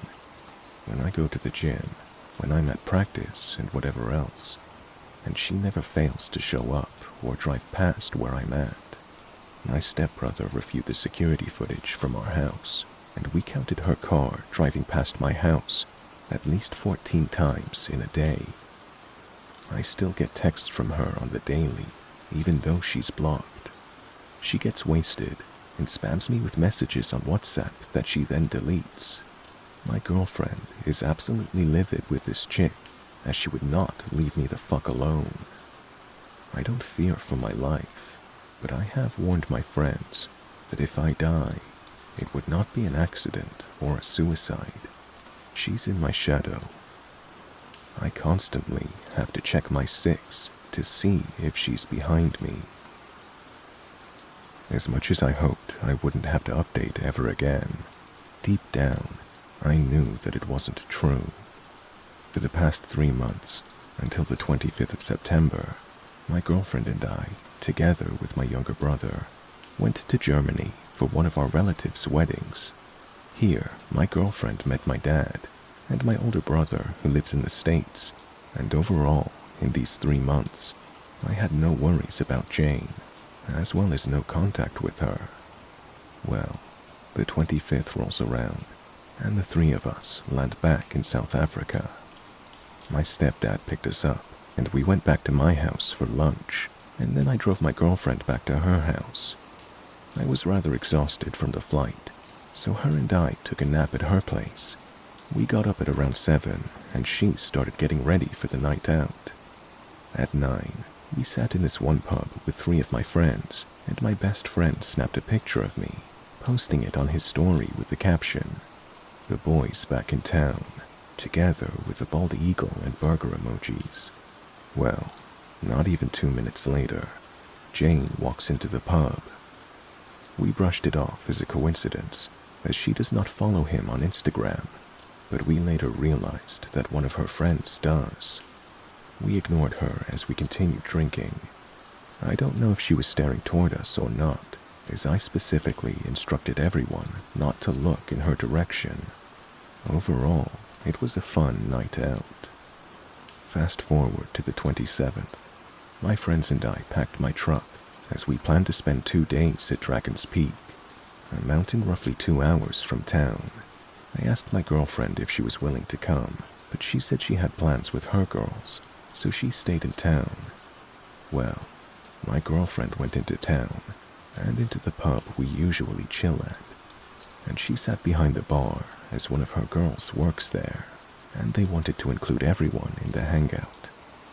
The girl working behind the bar jokingly asked her, "You finally left your man and came crawling back to us," to which my girlfriend replied with, "I hated him so much anyway, girl. Fuck him." This is a paraphrasing of their conversation, as they were joking and drinking.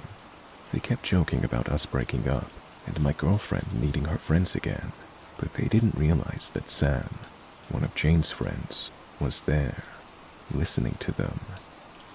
At around the same time, Jane texts me from one of her burners, and I know it's around the same time, as I texted my girlfriend right away, and that's when she spotted Sam, connecting the dots.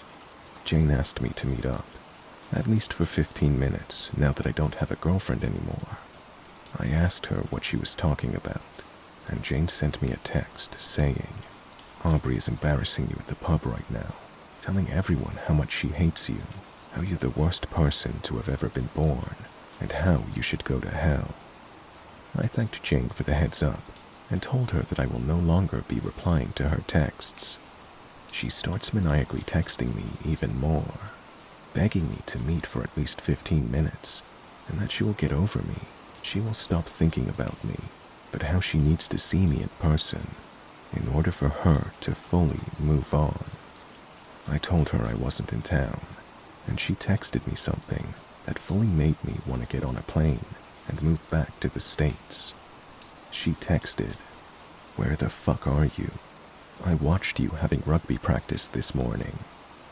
This is where I just put my phone down and did not respond. She went back to her usual, texting me a ton of messages and deleting them before I could see them. She even started calling me. I blocked her, and to no one's shock, an unknown number starts calling me.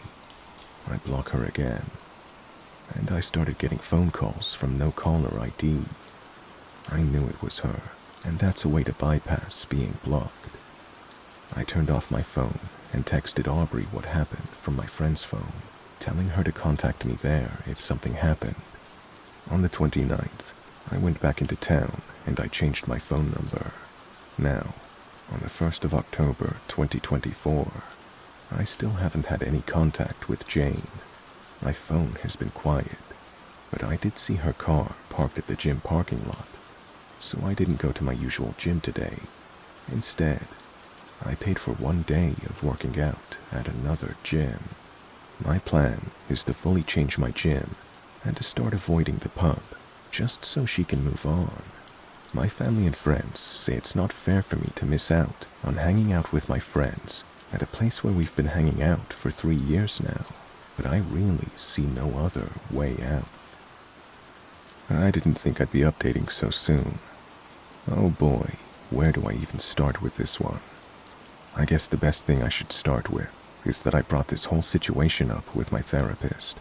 I ended up with a psychiatrist, and later a therapist in August of 2022 and February 2023 for completely unrelated issues. The first thing he asked me was, how does it make me feel? I told him that the whole situation made me extremely uncomfortable, and it brought back memories from when I was acting all crazy about someone, albeit I never went as far as Jane did. We talked about a lot of parallels between what I've done in the past and what she's doing to me now, and we realized that Jane and I might be similar. Of course, my therapist did not try to diagnose her on anything, but it's worth mentioning I'm diagnosed with borderline personality disorder after my parents' sudden divorce when I was 12, and very messed up relationship I was dragged and forced into with my teacher when I was 13. It has been sorted out, and I'm not trying to bore you with backstory stuff, but I thought that it was worth mentioning. Plus, I was told journaling is good, so I guess this is my version of it. For starters, and this isn't even the juicy part of the story, 2 days ago, after my younger brother, who's 17, and I finished our gym session, we went to the pub, as it was still in the middle of the day, and we didn't think anything of it. We ordered our drinks and food, and we started talking. At first, it was the basic older-younger brother banter. Then we started gossiping about our half-families, and finally, our talk went to Jane. My brother revealed to me that she'd been sending him follow requests on Instagram for the past week or so, but he had been ignoring her altogether. We continued talking about her, until, you guessed it, she just appeared at the pub with one of her friends. She sat on a table rather close to ours, so my brother and I decided to switch to our mom's native language, the beautiful and poetic Spanish. He and I continued rambling about her. I didn't even bat an eye on her, but every time I looked to my right, I could see her staring at us through the reflection of the nearby window. At one point, a guy from my class approached me, and we started talking. My brother excused himself to the bathroom. The bathroom at this pub is one main area with the sinks and 2 separate places for men and women to do their business. I didn't notice her, but she followed my brother to the bathroom. He went into the men's washroom, and when he came back, she was just standing near the sink, staring at him with her crazy eyes, as he put it. He washed his hands, and she tried to make small talk with him. My brother, Lord bless his heart, being the literal copy of our mom, a sassy Cuban woman, just eyed Jane head to toe and said to her, "You're not getting that American passport through me, darling," and left her standing there. Although this might be funny, I did scold him not to do that again, but he said he's not listening to me, so there's that. Now, the juicy part. This afternoon, I got a DM from a girl that I know from the pub. I opened her message, and it was her asking me if I'd seen Jane's Instagram story. I told her that I had no way of doing that, as she was blocked everywhere, to which the girl apologized for being the one to show me this, and she sent me a screenshot of Jane's story. At first, I didn't see anything weird in it. It was just a mirror pic of her in her bedroom, so I asked the girl to explain to me what I'm looking at, and she just said to me, and I quote verbatim, "Look above her bed." That's when I had a panic attack. I began to shake and hyperventilate, and my stepdad noticed and helped me calm down with my stepbrother. They kept asking me what was wrong, and I kept repeating, "She's fucking crazy," over and over again. I remember, through my tunnel vision, my stepbrother picking up my phone and just saying, "What the actual fuck?" Then my dad looked at it. She had painted a huge canvas portrait of me, and some of you might say that I'm overreacting, that maybe I'm in the wrong, or maybe I'm the crazy one, but I know what I look like, and the guy in the portrait looks just like me. Black curly hair, high cheekbones, sharp jawline, same mustache and goatee combo, and the part that convinced everyone it's me, as if it didn't look like a literal picture of me, were the eyes. See guys, I have heterochromia. My grandpa had it, and his grandpa had it. For some reason, every 2 generations in my mom's side of the family, the second-born always has heterochromatic eyes. My right eye is blue, and my left eye is green. And as you can make it up by yourself, that's exactly the eye color combo that the guy in the portrait had. This is where I felt the most conflicted. What now? What do I do now? My doubts about her initial story, about her abusive ex, are very, very high. I'm thinking about contacting him, getting his side of the story. I need to know what's going on, because as clear as it seems, this is still so confusing to me. It makes me panic every time I think about it.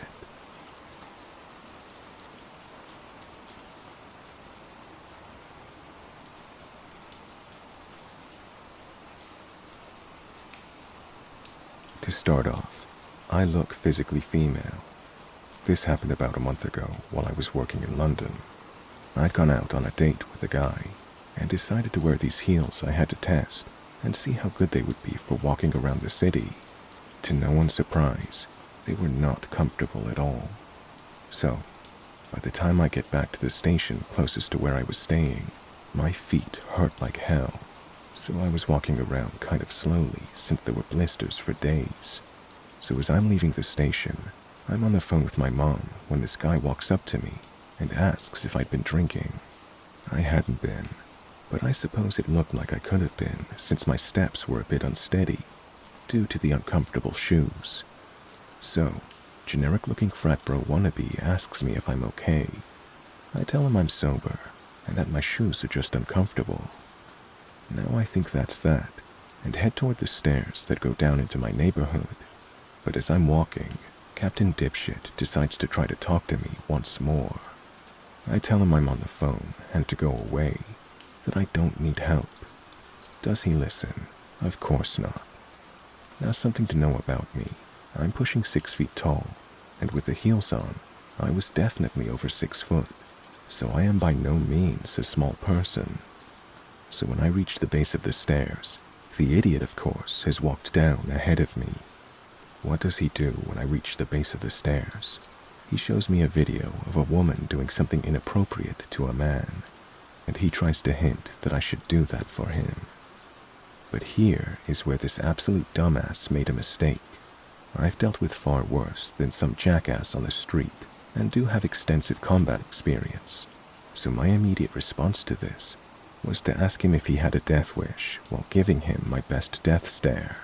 And I have a very good one.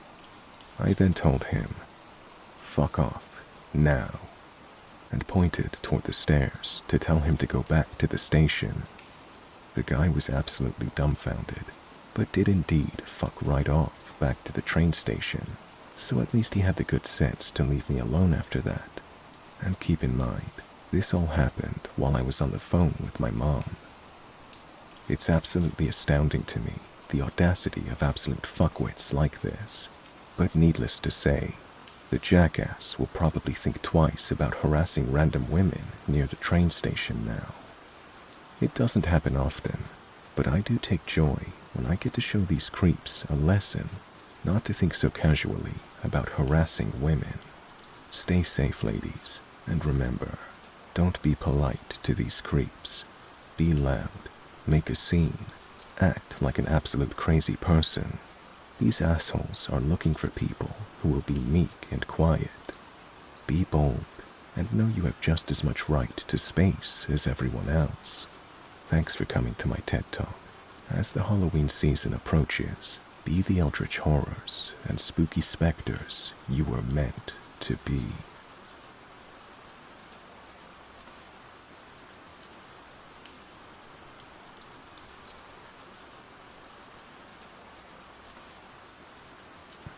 And I feel absolutely sick. My fiancé and I have been house hunting for about a month now in Massachusetts. We've been living here for almost 10 years now, but aside from going to work, we spend most of our time inside playing video games. No cable, we use streaming for TV, not a lot of local friends, just us and our cats. We've been using Realtor/Zillow to look anywhere within a 20-mile commute of work, and one of the houses that we saw seemed promising. Decent square feet, not very old, okay-sized yard, and quite a bit below market average compared to most of the houses in the area. It was fairly dated on the interior, and right on a busy main road, which is what we attributed the low price to, but it was cute and had a lot of potential. We scheduled our viewing yesterday with our agent for after work today, as well as for a couple more houses, and we were excited to check them out. Fast forward to the tour. It's 6 p.m., dark outside, and we're in this house. It's pretty big and definitely cute, but it had an off smell to it that I attribute to cats, and we jokingly fucking mentioned that it had the vibe of a haunted house. Well, then shit gets real. We go to the basement, and the first thing I notice is a lot of residue adhesive all over the walls and ceiling, with something stuck to it. I, being the dumb fuck I am, poke at it and inspect further, and recognize it to be soundproof foaming. My first thought was, why need soundproof foam in the basement? Maybe they played an instrument or did YouTube or something. Well, when I mentioned this, the realtor says, "Oh God, let's leave. I know why this house is still on the market." He ushers us upstairs and outside and starts apologizing profusely. It turns out it was a fucking serial killer's house, and that room was his torture room. He held women in that basement and tied them up with jumper cables and tortured and killed them. Needless to say, we were both mortified. We noped right the fuck out and on to the next house, but I've not been able to shake it from my mind. I touched the fucking foam in the torture room. When we got home, I took a lava hot shower, burned some sage, and cried. It's now 3 a.m., and I've been too traumatized to sleep. I just needed to get this out in writing, because I cannot deal with it in any way.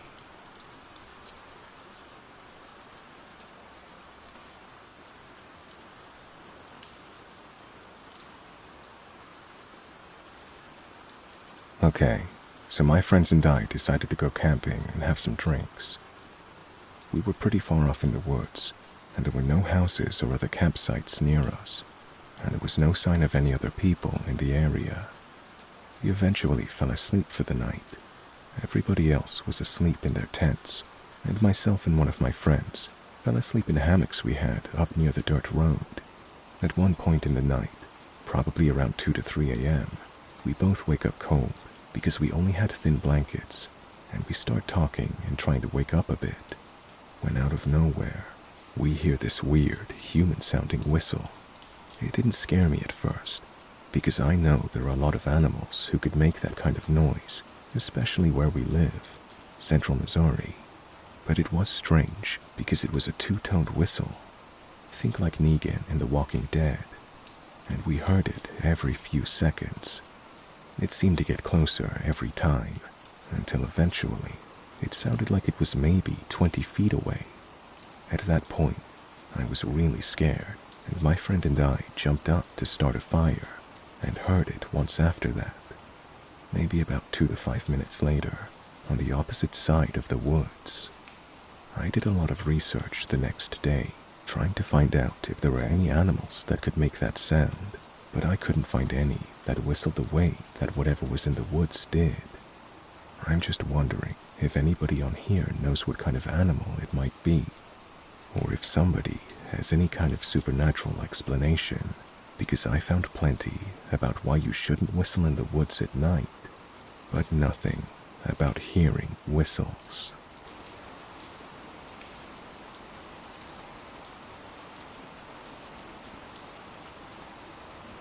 Every morning, it's the same thing. People lining up at the pumps that seem to always be full. I've seen fights erupt when someone cuts the line at the pump. And dear God, don't get in the way of them ordering their gallon-sized bucket of coffee to go with their Suedo egg wrapped in dough and deep fried. Part of this nutritious breakfast. Every morning, it looks like an army of ants on crack running around and grabbing whatever food-type substances and drinks they can, then taking their usual position of impatiently waiting in line. I love the different poses. The watch watcher. They must glance at their watch every 2 seconds to show how much they're being inconvenienced. These are usually the ones getting into a Mercedes or BMW when they leave. I don't know why they don't get their breakfast catered. I'm sure they can afford it. The foot tapper. Usually they have something stuck in their ear and can't hear their order being called. The heavy sigher.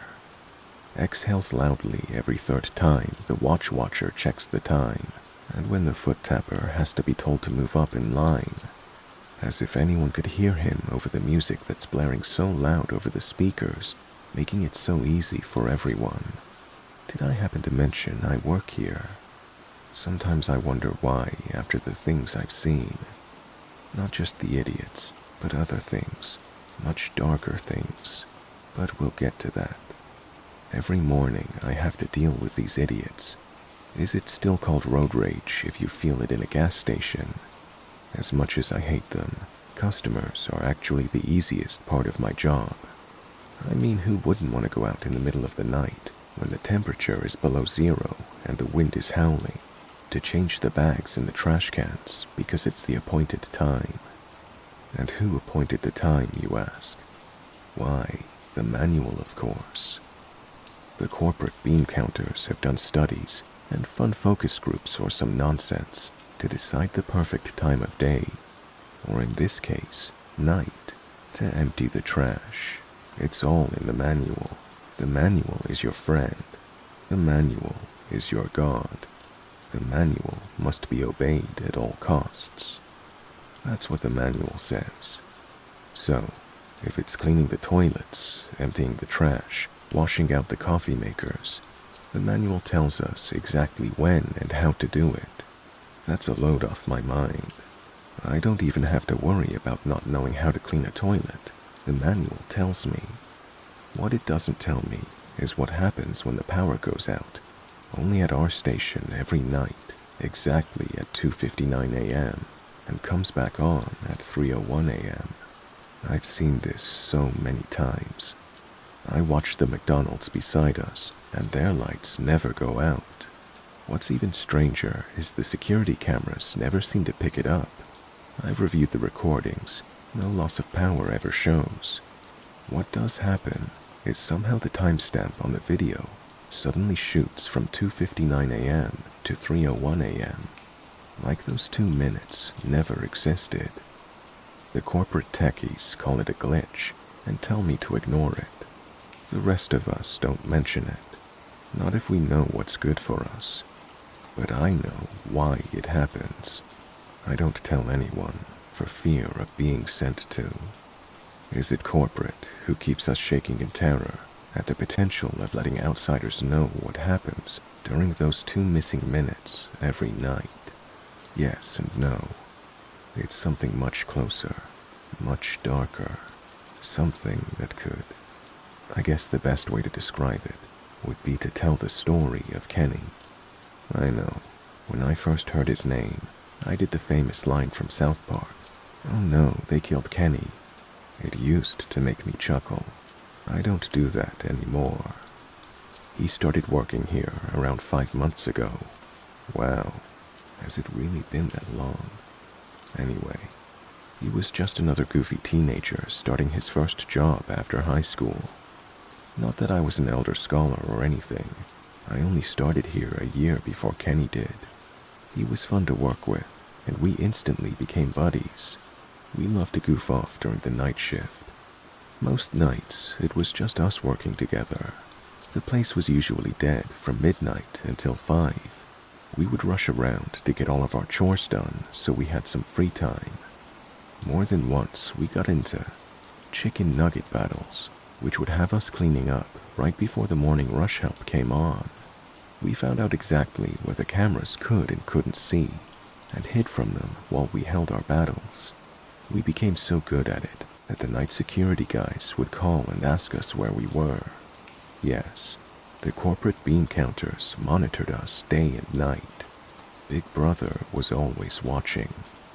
More than once, we discussed the option of tearing down the cameras and visiting corporate headquarters to shove them, well, in some very interesting and anatomically uncomfortable areas of management's collective persons. But as for what happened to Kenny, we were having one of our nugget battles when Kenny gave a shout. I went over to see what was wrong and found him holding his cheek. He said something sharp hit him. I told him I was just throwing nuggets when he looked down and found the offending object. He picked up a nugget that was broken in half, but there was something sticking out of it. We looked, and there was what looked like a woman's diamond engagement ring. We debated back and forth how it could have gotten lodged in there when Kenny pulled it out and found the meat perfectly formed around it. I don't think it got stuck in there, Kenny said. I think it was processed this way. That would mean, I said, that someone was accidentally processed in the meat machine. Kenny said, finishing my thought. Are we sure it wasn't an accident? I asked. Even as the words came out of my mouth, I knew how ludicrous they sounded. That kind of thing only happened in the movies, didn't it? Kenny's eyes locked onto mine, and I could tell he was thinking the same thing. I looked up and saw that we were in the camera's view. Stick that thing in your pocket, quick, I said. Kenny obeyed, and we went about cleaning up as usual, but I could tell it was bothering him. Forget about that thing, man, I told him. It was just some weird coincidence. How many chicken nuggets have you eaten from this place? He said, with a haunted look in his eye. I thought for a moment, knowing the answer was much higher than I wanted it to be. In fact, thinking about the ring and the potential source for the meat in the nugget made me feel ill. It doesn't matter. I won't be eating anymore, I said to Kenny. What about that poor woman and her family? And he asked. What about her? I said, my eyes nervously darting toward the nearest camera. Doesn't she deserve more than that? And he continued. What do you want me to do? Hunt down her family and tell them where we found the ring? Kenny's eyes lit up. That's exactly what I'm going to do, he said. Count me out of that, man, I said, hoping it would be enough to give him second thoughts about it. He shrugged and went about his cleaning duties, but from that moment on, he changed. Every time he was on break, he would look things up on his phone. More than once I glanced over, and he was looking at missing person sites and making notes on ones that were in the area. The longer he investigated this, the less he was interested in anything else. I swear, it was like he was slowly turning into a zombie. All he did was stare at his phone and make notes. One day I came in the break room, and he was just sitting there, motionless. His eyes were open, but focused on some point off in the distance. It was the creepiest thing I'd ever seen. You okay, Kenny? I asked. He slowly turned toward me like some possessed doll. I'm fine. Okay, I said. I know who she is, he said to me. Who is? I asked. The woman whose ring we found. He replied. Okay, who is she? I proceeded. She worked at the distribution center. He said to me, You mean the company's distribution center, where we get all our products? I asked. He nodded slowly. How did you find that out? I asked him. I asked a lot of questions, he replied. Asked who? He stared at me with an intensity in his eyes I'd never seen before. People.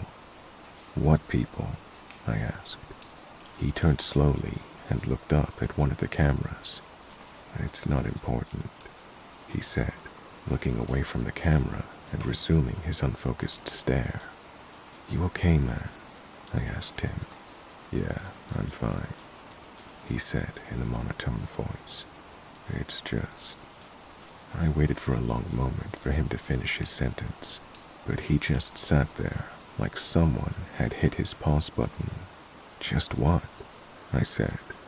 He jumped like I'd startled him awake. What? What do you mean, what? I said. You were talking and just stopped. I did? He asked. Yeah. What was I saying? He asked me.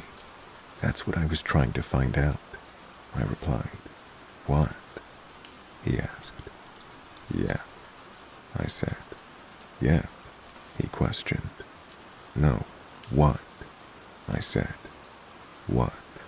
He said. I shook my head in frustration.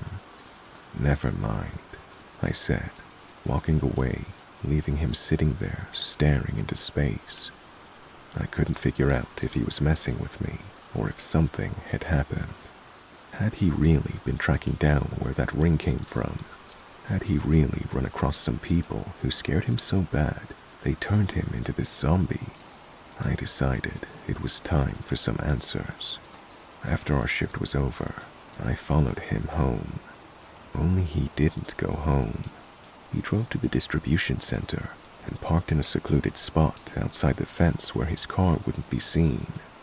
I waited for him to get out of sight before I parked my car and followed him. He stalked through the woods outside the fence for a while until he came to a section that came apart when he pulled on it. He slipped inside and I followed suit after he was out of sight. I came around the corner of the massive building and found him sitting at a picnic bench, smoking a cigarette. I stayed back and watched, shocked that I'd never seen him smoke before.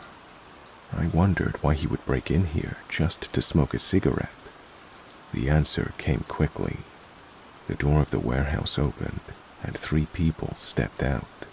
I held my breath, thinking he'd been caught, but he was calm and continued to sit at the bench.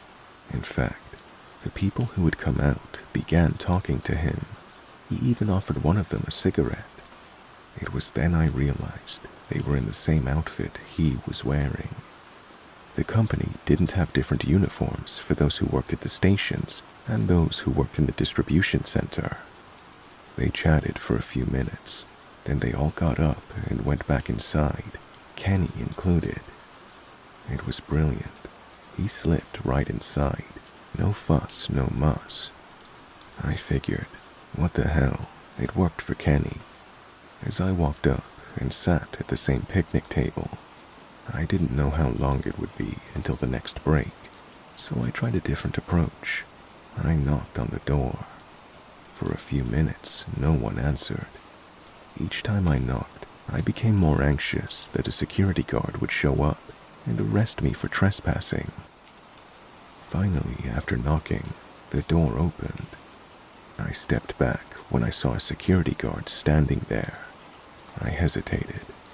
Well, the large man said in a deep voice. Well, what? Was all I could think to answer back. Well, are you going to come in or not? It took my brain a moment to comprehend what he'd said. Sorry, yes, I said, diving through the door. He shut it behind me with a loud bang. It sounded like my dorm. I knew he was onto me. He was just getting me inside so he could contain me, and I couldn't get away. I stood there, vapor-locked, unable to move for fear of what the guard would do. He stared at me, his eyes boring into mine, as though sucking every secret out of me. "What do you think you're doing?" he said. I don't know what you mean." "Yes, you do," he said, folding his arms in front of his massive chest.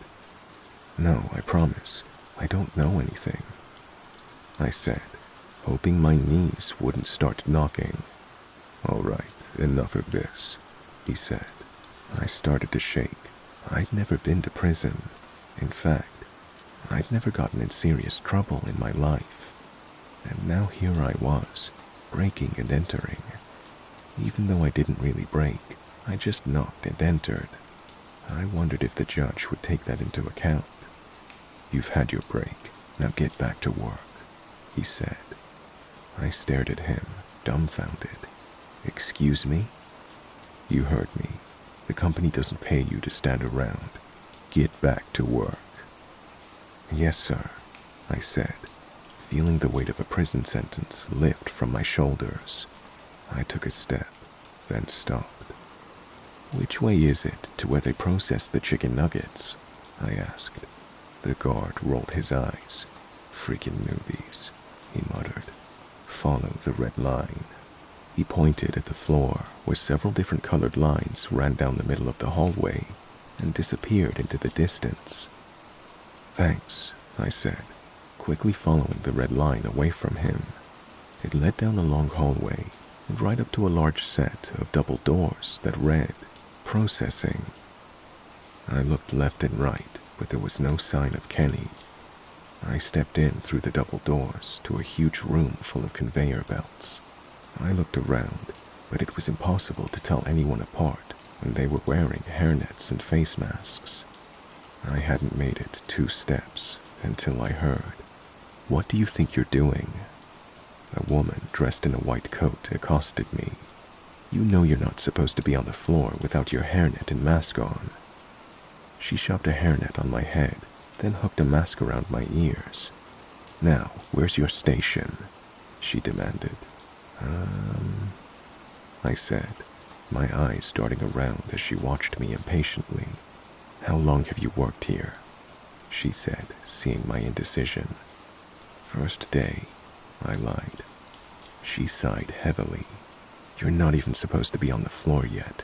You have videos to watch." I shrugged. "Wait here," she said.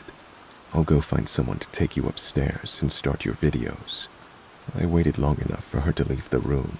Then I roamed around, trying to find Kenny. I walked past line after line of people sorting through chunks of meat, tossing aside parts that weren't usable, or at least weren't usable for the main product. The bad parts were tossed into plastic bins. As I walked by, I saw some interesting things in the bins.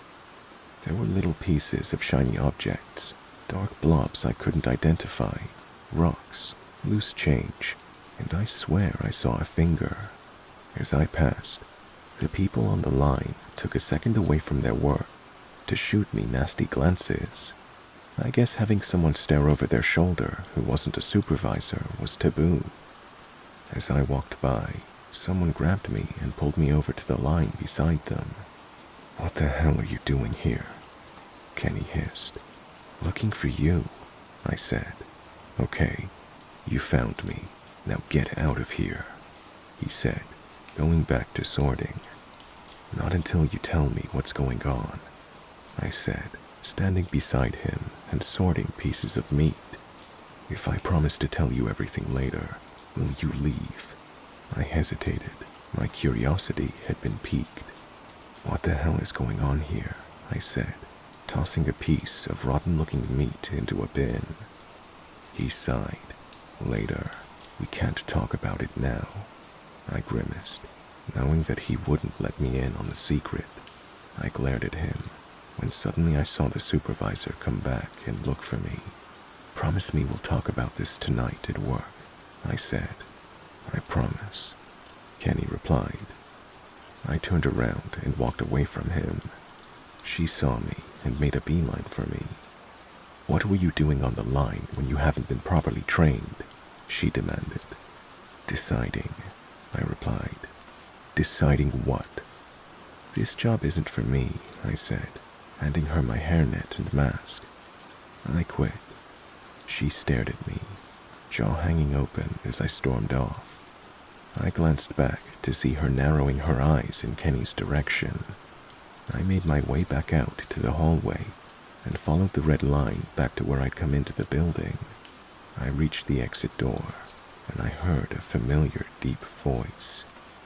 Decided it's not for you, eh? I turned to see the security guard who I met on the way in. That job's not for anyone, I said. Yeah, it's no tiptoe through the tulips, he said to me. I'm sorry, what? I asked. It's an old saying, never mind. Why are you going out this way? He asked. I suddenly remembered I was on the wrong side of the building. I figured I'd walk around to get some fresh air, I said. He narrowed his eyes at me. I went for broke and bolted for the door. I could hear him running behind me. Stop, he yelled, much closer than I liked. I didn't obey. Instead, I hit the crash bar so hard, I nearly knocked myself backward. The door flung open and smashed against the outside wall. I hit the open air and was around the corner before I knew it. I flew through the brush up to the fence and panicked when I couldn't find the open section right away. He was still in pursuit, but further behind. He must have lost sight of me for a minute. I ran along the fence, pushing on it as I went, and growing more desperate with every moment. If I was stuck inside the fence, it would lead me right to the main entrance, and I'd be caught. I was sweating from running, but also from the thought of going to jail, when a section of fence gave way when I pushed it. I breathed a quick sigh of relief as I dove through the open fence to freedom. I ran to my car, not even thinking about the brush that had torn at my uniform and skin. I dove into the car and took off home. Only once I was moving did I look back and see Kenny's car sitting there, partially hidden. I wondered why he was being so secretive. I wondered if I had compromised him by leading them so close to his car.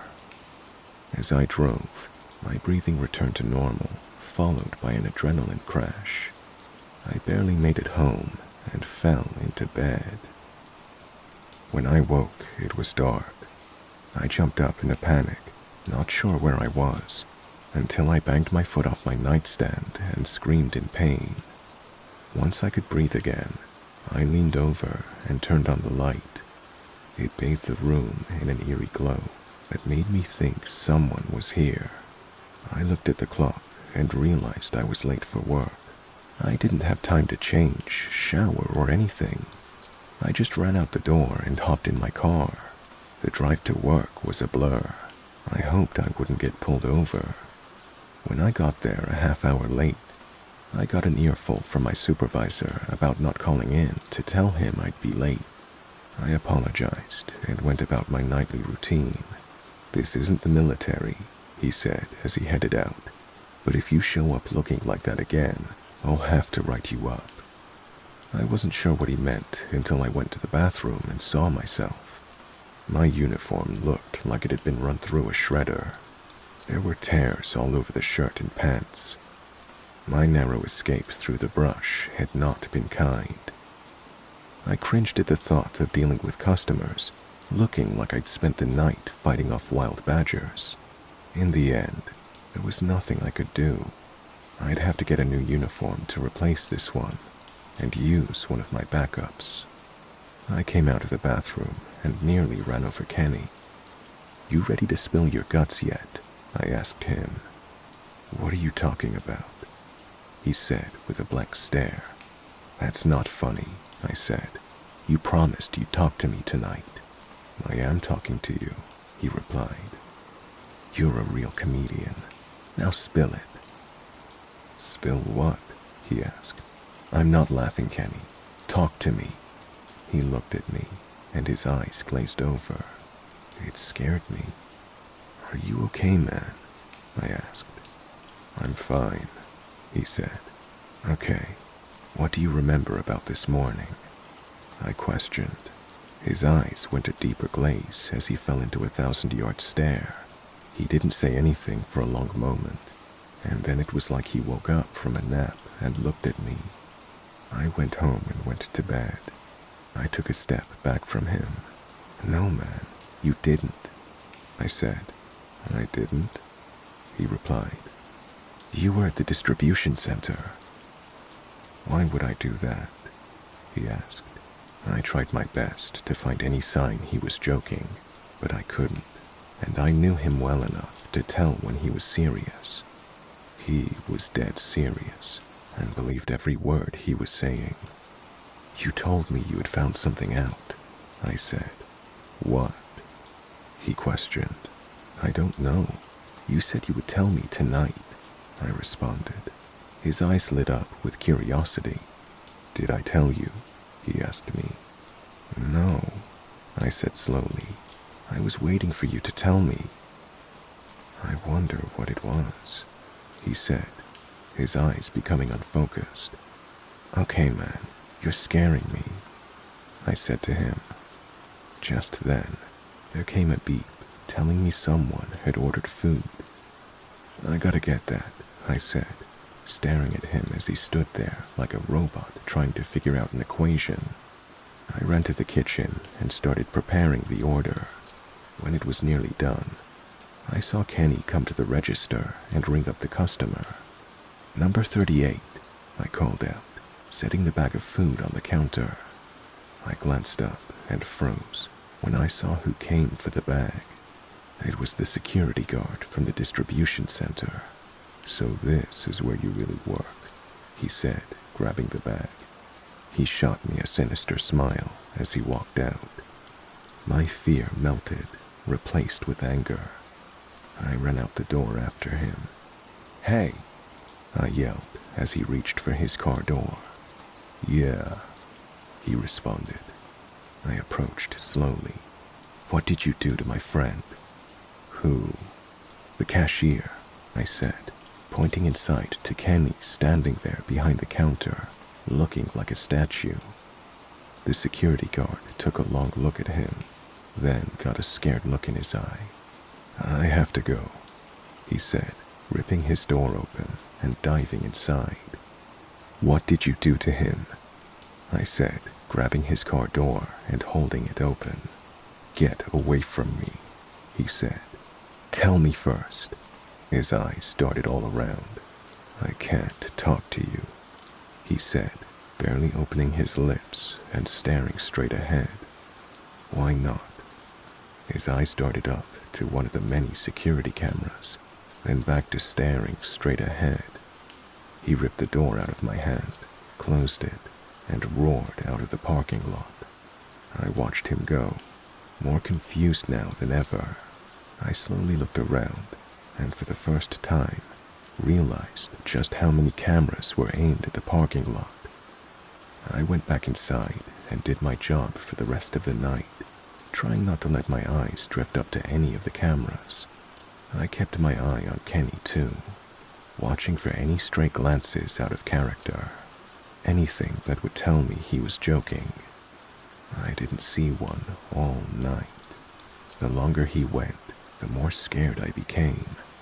When our shift was over, I offered to drive him home, but he said he would be fine and drove off looking like a robot zombie.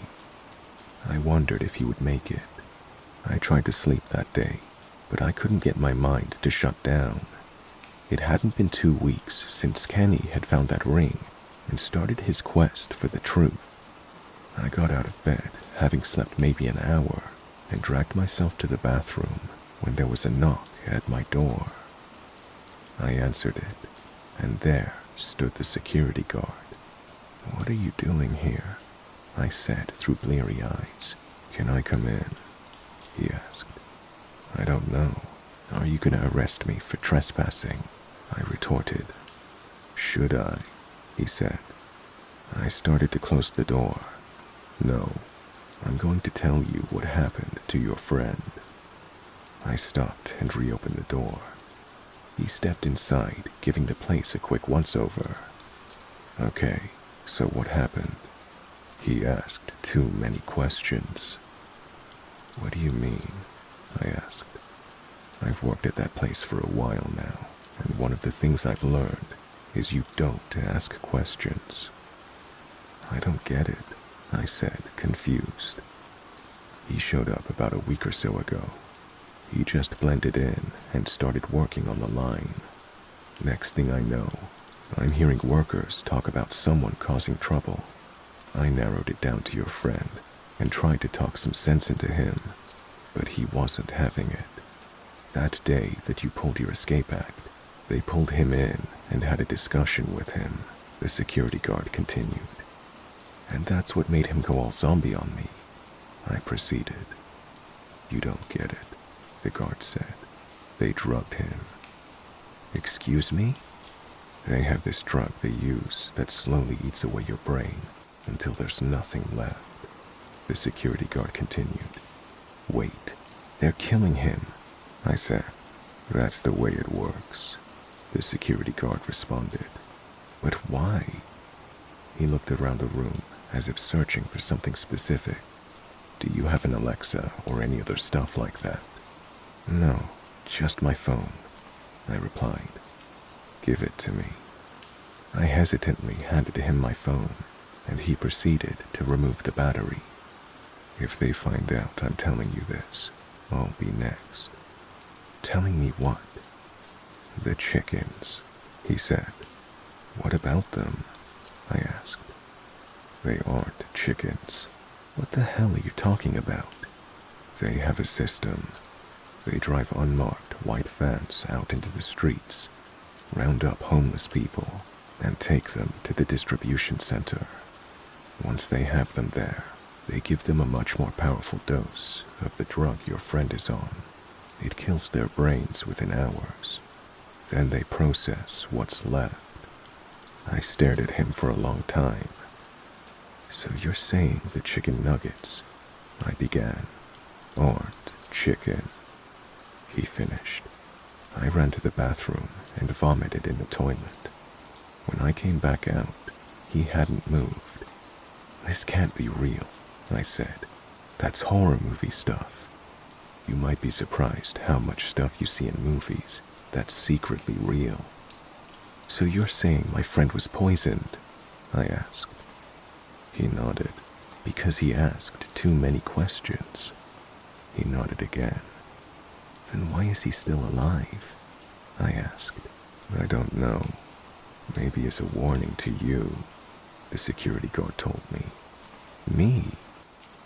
"You were there too. That's how they work. They can get to you anywhere. They can slip it into your food or drink. They can mail you a letter with the drug on it. They can slip it into your car's door handle.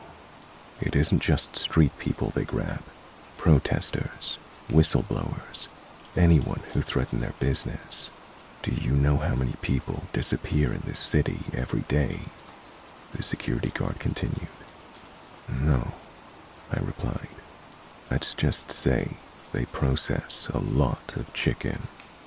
"What about all those workers? Wouldn't they know it wasn't chicken?" "They give them a lower dose, just enough to keep them from asking questions." I looked around the room. "Okay, where's the hidden camera?" I asked. His eyes darted around. "What camera?" "The one for the reality show, or whatever you and Kenny are in on to prank me." "You don't believe me?" the security guard asked. "I don't believe you," I reiterated. He hung his head. "I stuck my neck out to come warn you." "Well, I appreciate the warning," I said sarcastically. He turned and walked to the door. "Just keep an eye on your friend," he said, opening the door. "And watch out for the white vans." He closed the door behind him. It was nearly time to get to work. I shook off the thought that was clinging to the back of my brain. What if he was right? I showered and dressed and made it to work on time. The shift was uneventful, except for my continual attempts to snap Kenny out of it. He didn't respond. It was just before 3 a.m. when I saw a white van pull up. No one got out of it, and I couldn't see inside because it had tinted glass. I shrugged it off and went back to my job, mopping the kitchen floor. The guard's words came to me as I was doing my chores. I looked back out at the white van, but it was gone. I shrugged and went back to cleaning. A few minutes later, I came out of the back room because someone was yelling, "Isn't anyone around here?" An angry man raged at the counter. "I'm sorry," I said. "The cashier must be in the bathroom." I took care of him, then went on a mission to find Kenny. In his condition, he could have wandered off somewhere or gotten stuck in a closet. 20 minutes later, I was frantic. I hadn't seen hide nor hair of Kenny. I was even tempted to check on the roof, but the access ladder was still locked. It was starting to get busy, and I didn't have time to search for him anymore. Between cooking and running the register, I was falling behind by the second. I had a lot of irate customers by the time day shift came in and bailed me out. I was so far behind, I stayed for an extra hour just to help them catch up. After my shift, I went to the supervisor. "I'm worried about Kenny," I said. "It's not like him just to disappear like that." "Maybe he got sick and went home without telling you," the supervisor responded. "Maybe, but then why is his car still here?" I asked. He looked at the security monitors, and sure enough, Kenny's car was still sitting in the employee's parking lot. "That is weird. Tell you what, if he calls in, I'll give you a call." "Fair enough," I said, yawning. I drove home and fell into a deep sleep. When I woke, I felt more refreshed than I had in days. I went into work that night expecting to find Kenny there laughing at me for falling for such an awesome prank. He wasn't there. Instead, I had someone from the day shift who had volunteered to work overtime. For 3 days, Kenny didn't show up. On the 4th day, I got a surprise. In the morning, I was making food orders when I called an order number, and the guard walked up to take his food. "Hey, have you seen Kenny at all?" I asked. "I'm sorry, do I know you?" he said. "Ha ha, very funny. Seriously," I said, leaning closer. "Do you think they did something to him?" "Who did what to who?" he asked. I looked into his eyes and let go of his bag of food.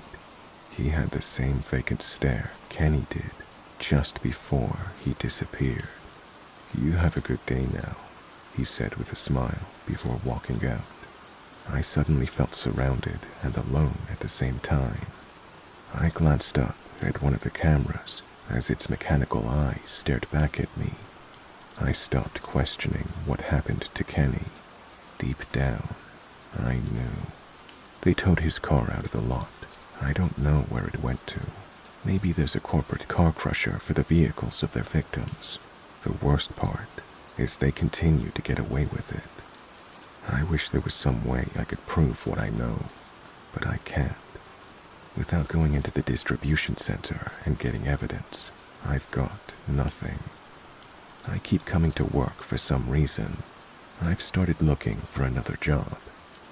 I've written this all down in hopes that someday someone might be able to use it, that they would read this and look in the right place to discover this horrible truth. I've been feeling more tired lately. Maybe it's just knowing about this horrible thing that's happened and having no way to stop it. I wanted to write more of what I remembered in my journal, but my thoughts seem to slip away so easily. It's been a few days since I've written anything, I think. Or has it been a few weeks? I keep getting thirstier for soda. I'm glad the company let us have free soda when we work. I keep looking up at the cameras for some reason, but I can't remember why. I read the words on the page, but I don't remember writing them. I see a white van that's pulled up. It must be a customer. It's nearly 3 in the morning. I hope they come in before the power surge.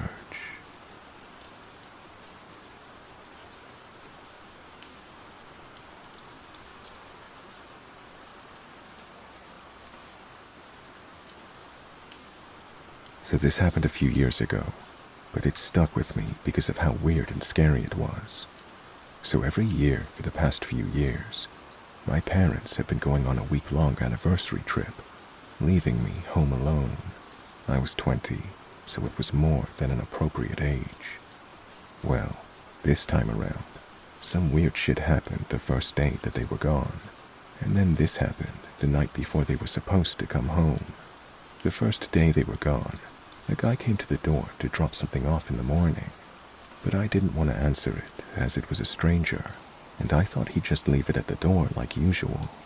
Well, he stayed for about 5 minutes, and then he got into his car and started to drive off, to which I went outside because I thought he finally left.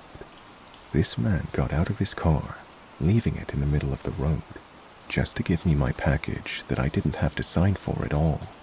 There was no signature needed or anything. He wasn't dressed like a delivery person. He was in a beat-up car, and he was very weird and uncomfortable. Skipping to the end of the week, I was just chilling out in my living room, and all of a sudden, at 11 at night, I see this rather large figure approach my front door. The glass is dimpled, so you can't see features, but just a silhouette.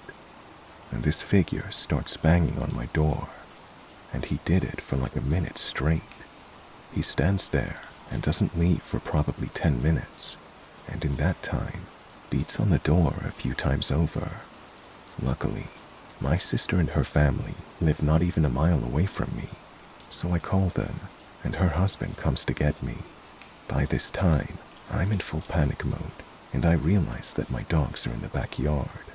My back door is 90% glass, and I was horrified that this person was going to come through the back gate and then try to come into my house, as my dogs were barking up a storm. Anyways, I get my dogs inside the house, and my brother-in-law finally shows up, and whoever was there was gone. He takes me to my sister's house, and we check the front door cameras to see who was there. The cameras had been turned off the whole time this person was there, and for an hour before he started banging on my door. The cameras had been on before that time period, and during the time we were looking at the cameras, they were somehow shut off for about an hour and a half, which was odd because they're not the type that needs to be charged, and they have never glitched before then, but were actually very sensitive. To this day, I don't know who it was that showed up at the house. I checked the local news and everything, but nothing ever came of it. I don't know if they were trying to rob my house, or if they had other plans, or if it was potentially the delivery guy from earlier that week. But it still freaks me out to think about it, and I hate being home alone at night because of it.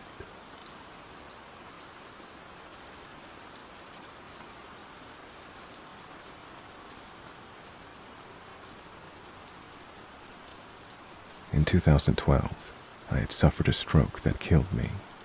As I slipped away, I had felt an overwhelming peace come over me like I'd never felt before. Things went black. Then I was ascending above, and I saw the city below. Next to me, I heard a voice from this orb of varied colored lights that also had a mist coming off of it. It was a woman's voice, and she was telling me how excited she was to finally be with her family and see her mom and dad again. I started to feel unsure and told her I wasn't supposed to be here. Suddenly, I was standing in an otherworldly place that was gorgeous. All the structures and buildings were made of what looked similar to marble, but it had an iridescent color between the marbling. The buildings were decorated with colorful stones, with gold embezzlements lining the buildings and glass fencing. I walked along the path with my arms crossed and holding to my body. I felt lost, and everyone around me was chatting happily with each other in these otherworldly clothes of satin-like linens. Some people held hands and were close and joyful with each other. This place was absolutely beautiful.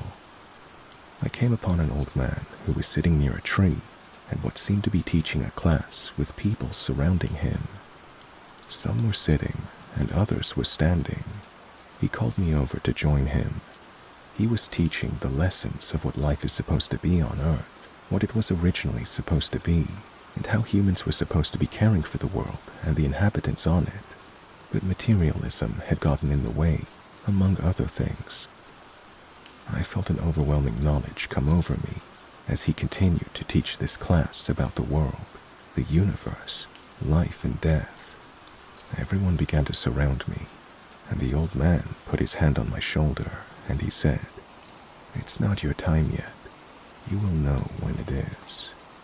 The people from the class all came in and held me in a circle, and I was suddenly back. I opened my eyes and breathed in. I was alive and back in my earthly body. This is how I came to believe in God, and also reincarnation. I don't claim a religion because my beliefs are now a mix of things. Unfortunately, slowly, that knowledge that was instilled into me slowly slipped away over the years, but I feel it in the back of my mind. To me, religion became several fingers pointing to the same being. I don't need religion to dictate my relationship with God. If you're all wondering, I am 27 now and suffer residual effects that have disabled me, but I keep going.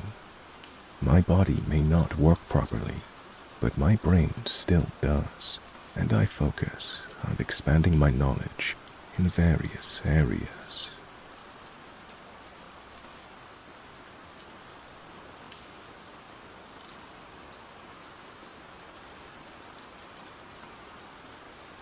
My fiancé and I just left a sober living house about a month ago. We've been clean for almost a year now and are doing really good. We graduated from the sober living and found a cute little 3-bedroom house. We gave the landlord the money and went over to the house to start loading our stuff inside. There was also a little shed out back, so we walked back there and opened it up to put some of the boxes inside. Beneath a piece of plywood, my fiancé saw something moving. He thought it was an animal, so he walked over and picked up the piece of plywood. There was a homeless drug addict sleeping under there, with his crack pipe and syringe still in hand. We tried to be nice to him and explain that we were moving in and that he would have to find somewhere else to sleep. We even told him about the program we just left and that it was a really good place. We offered to give him the phone number. This guy narrows his eyes at us angrily and says, "I don't need shit from nobody. I don't trust nobody either. And neither should y'all." The way he said it was absolutely creepy as fuck. He strode off down the road and kept glaring back at us. That should have been our clue not to move in. But we'd already given the landlord the money, and we felt we were without any other option at this point. So we moved our things in and tried to get comfortable over the next couple of days. A few days later, my fiancé was at work, and this same guy was standing in the road just staring at my house like a maniac. It was just me and a girlfriend home alone, so I was terrified. I called my fiancé and told him what was going on, but by the time he was getting ready to leave work, the guy had already vanished. I don't know what he was planning on doing, and I swear I'm not one to judge people. I'm a recovering addict myself, and I've been homeless more than once. But the whole thing was just really ominous and threatening. About a week later, there was a shooting death about 3 houses down from us. That was it. We packed our shit and left and said fuck that house.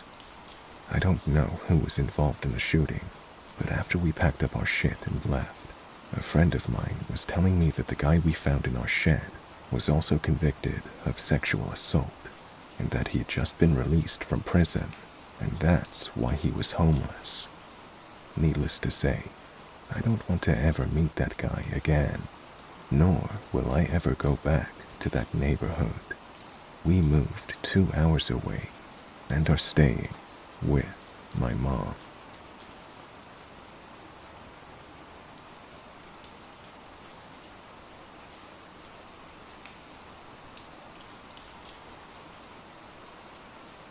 Okay, so I don't usually post here, but I need to tell someone because I feel like I'm losing my mind. This started a week ago when I found my old diary from when I was 10. I hadn't thought about it in years, but I came across it in a dusty box in my attic while I was cleaning out some stuff for a garage sale. I was excited at first, like a piece of my childhood. I started flipping through the pages, reading about my 5th grade drama, crushes, and random little notes about my day. But then, I found something weird. There's an entry in the diary that I don't remember writing at all. It's dated March 16th, 2011, which would have been the day after my 11th birthday. It starts off normal, me talking about the party and gifts I got. Then it takes a turn. There's a section where I wrote, "Mom says I shouldn't go into the attic anymore.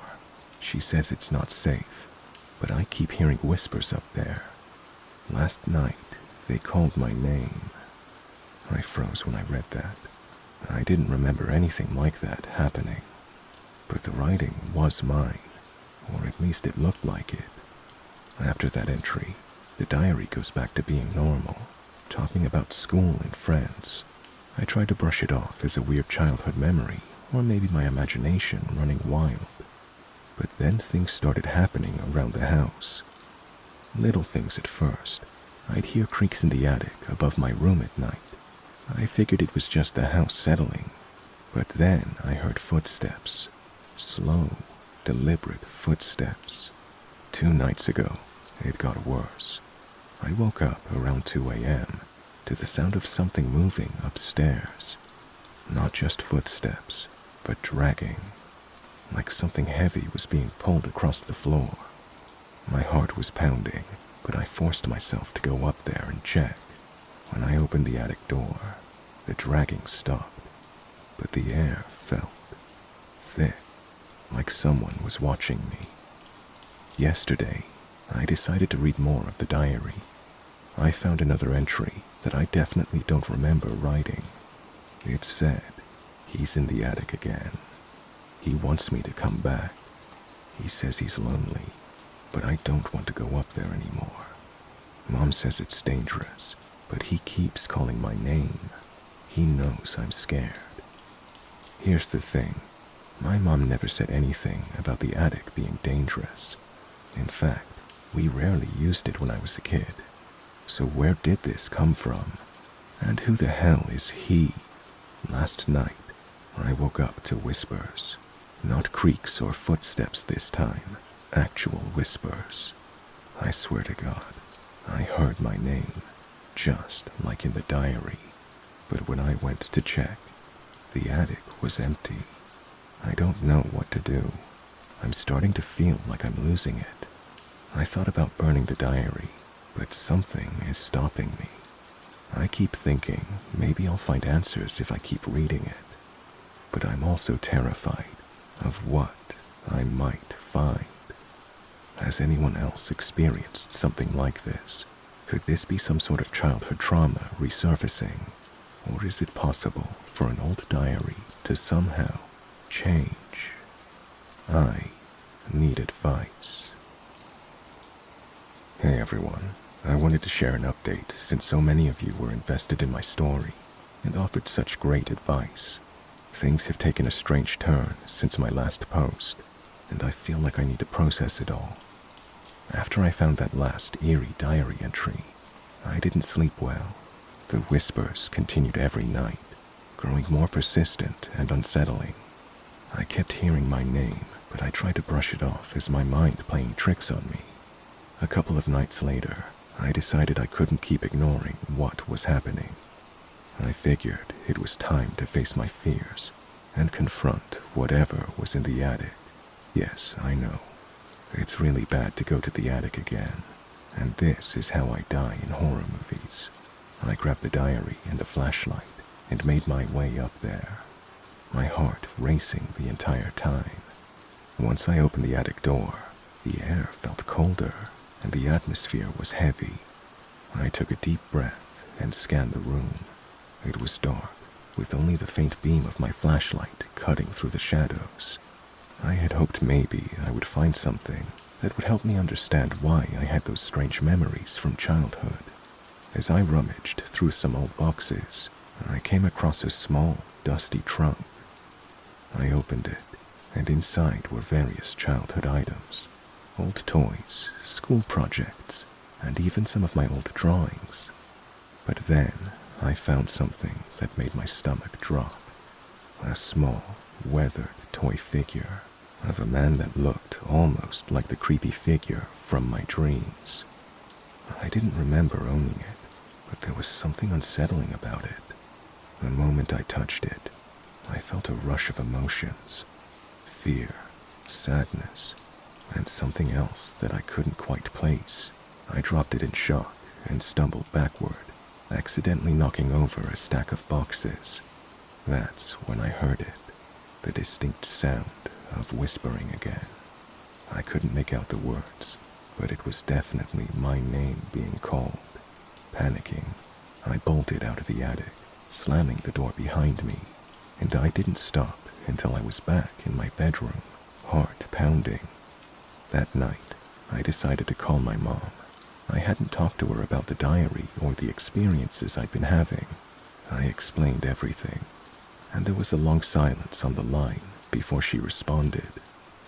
After your 11th birthday, you started acting differently. You talked about a friend you had in the attic. You said he wanted you to play with him.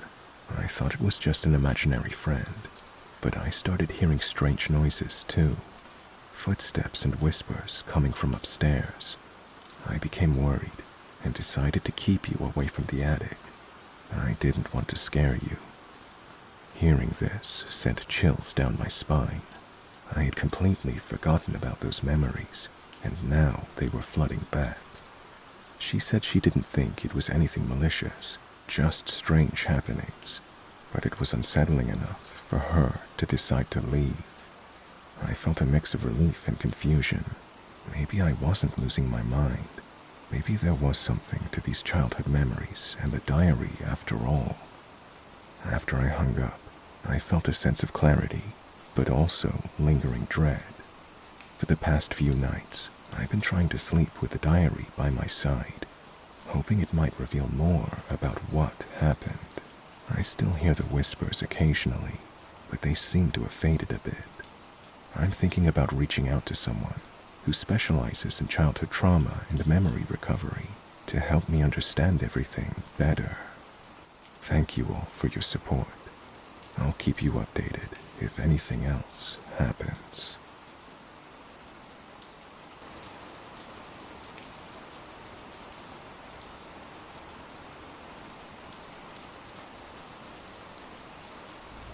Hey guys, I hope you enjoyed that. If you have a scary story you'd like me to read on the channel, please send me an email or post it to my subreddit. You can find details of this in the video description. It's the stories that make this, and this is the best way to ensure variety in the stories I share. Thank you all for listening, and a special thanks to my channel members and patrons who now have special access to ad-free videos and other behind-the-scenes content.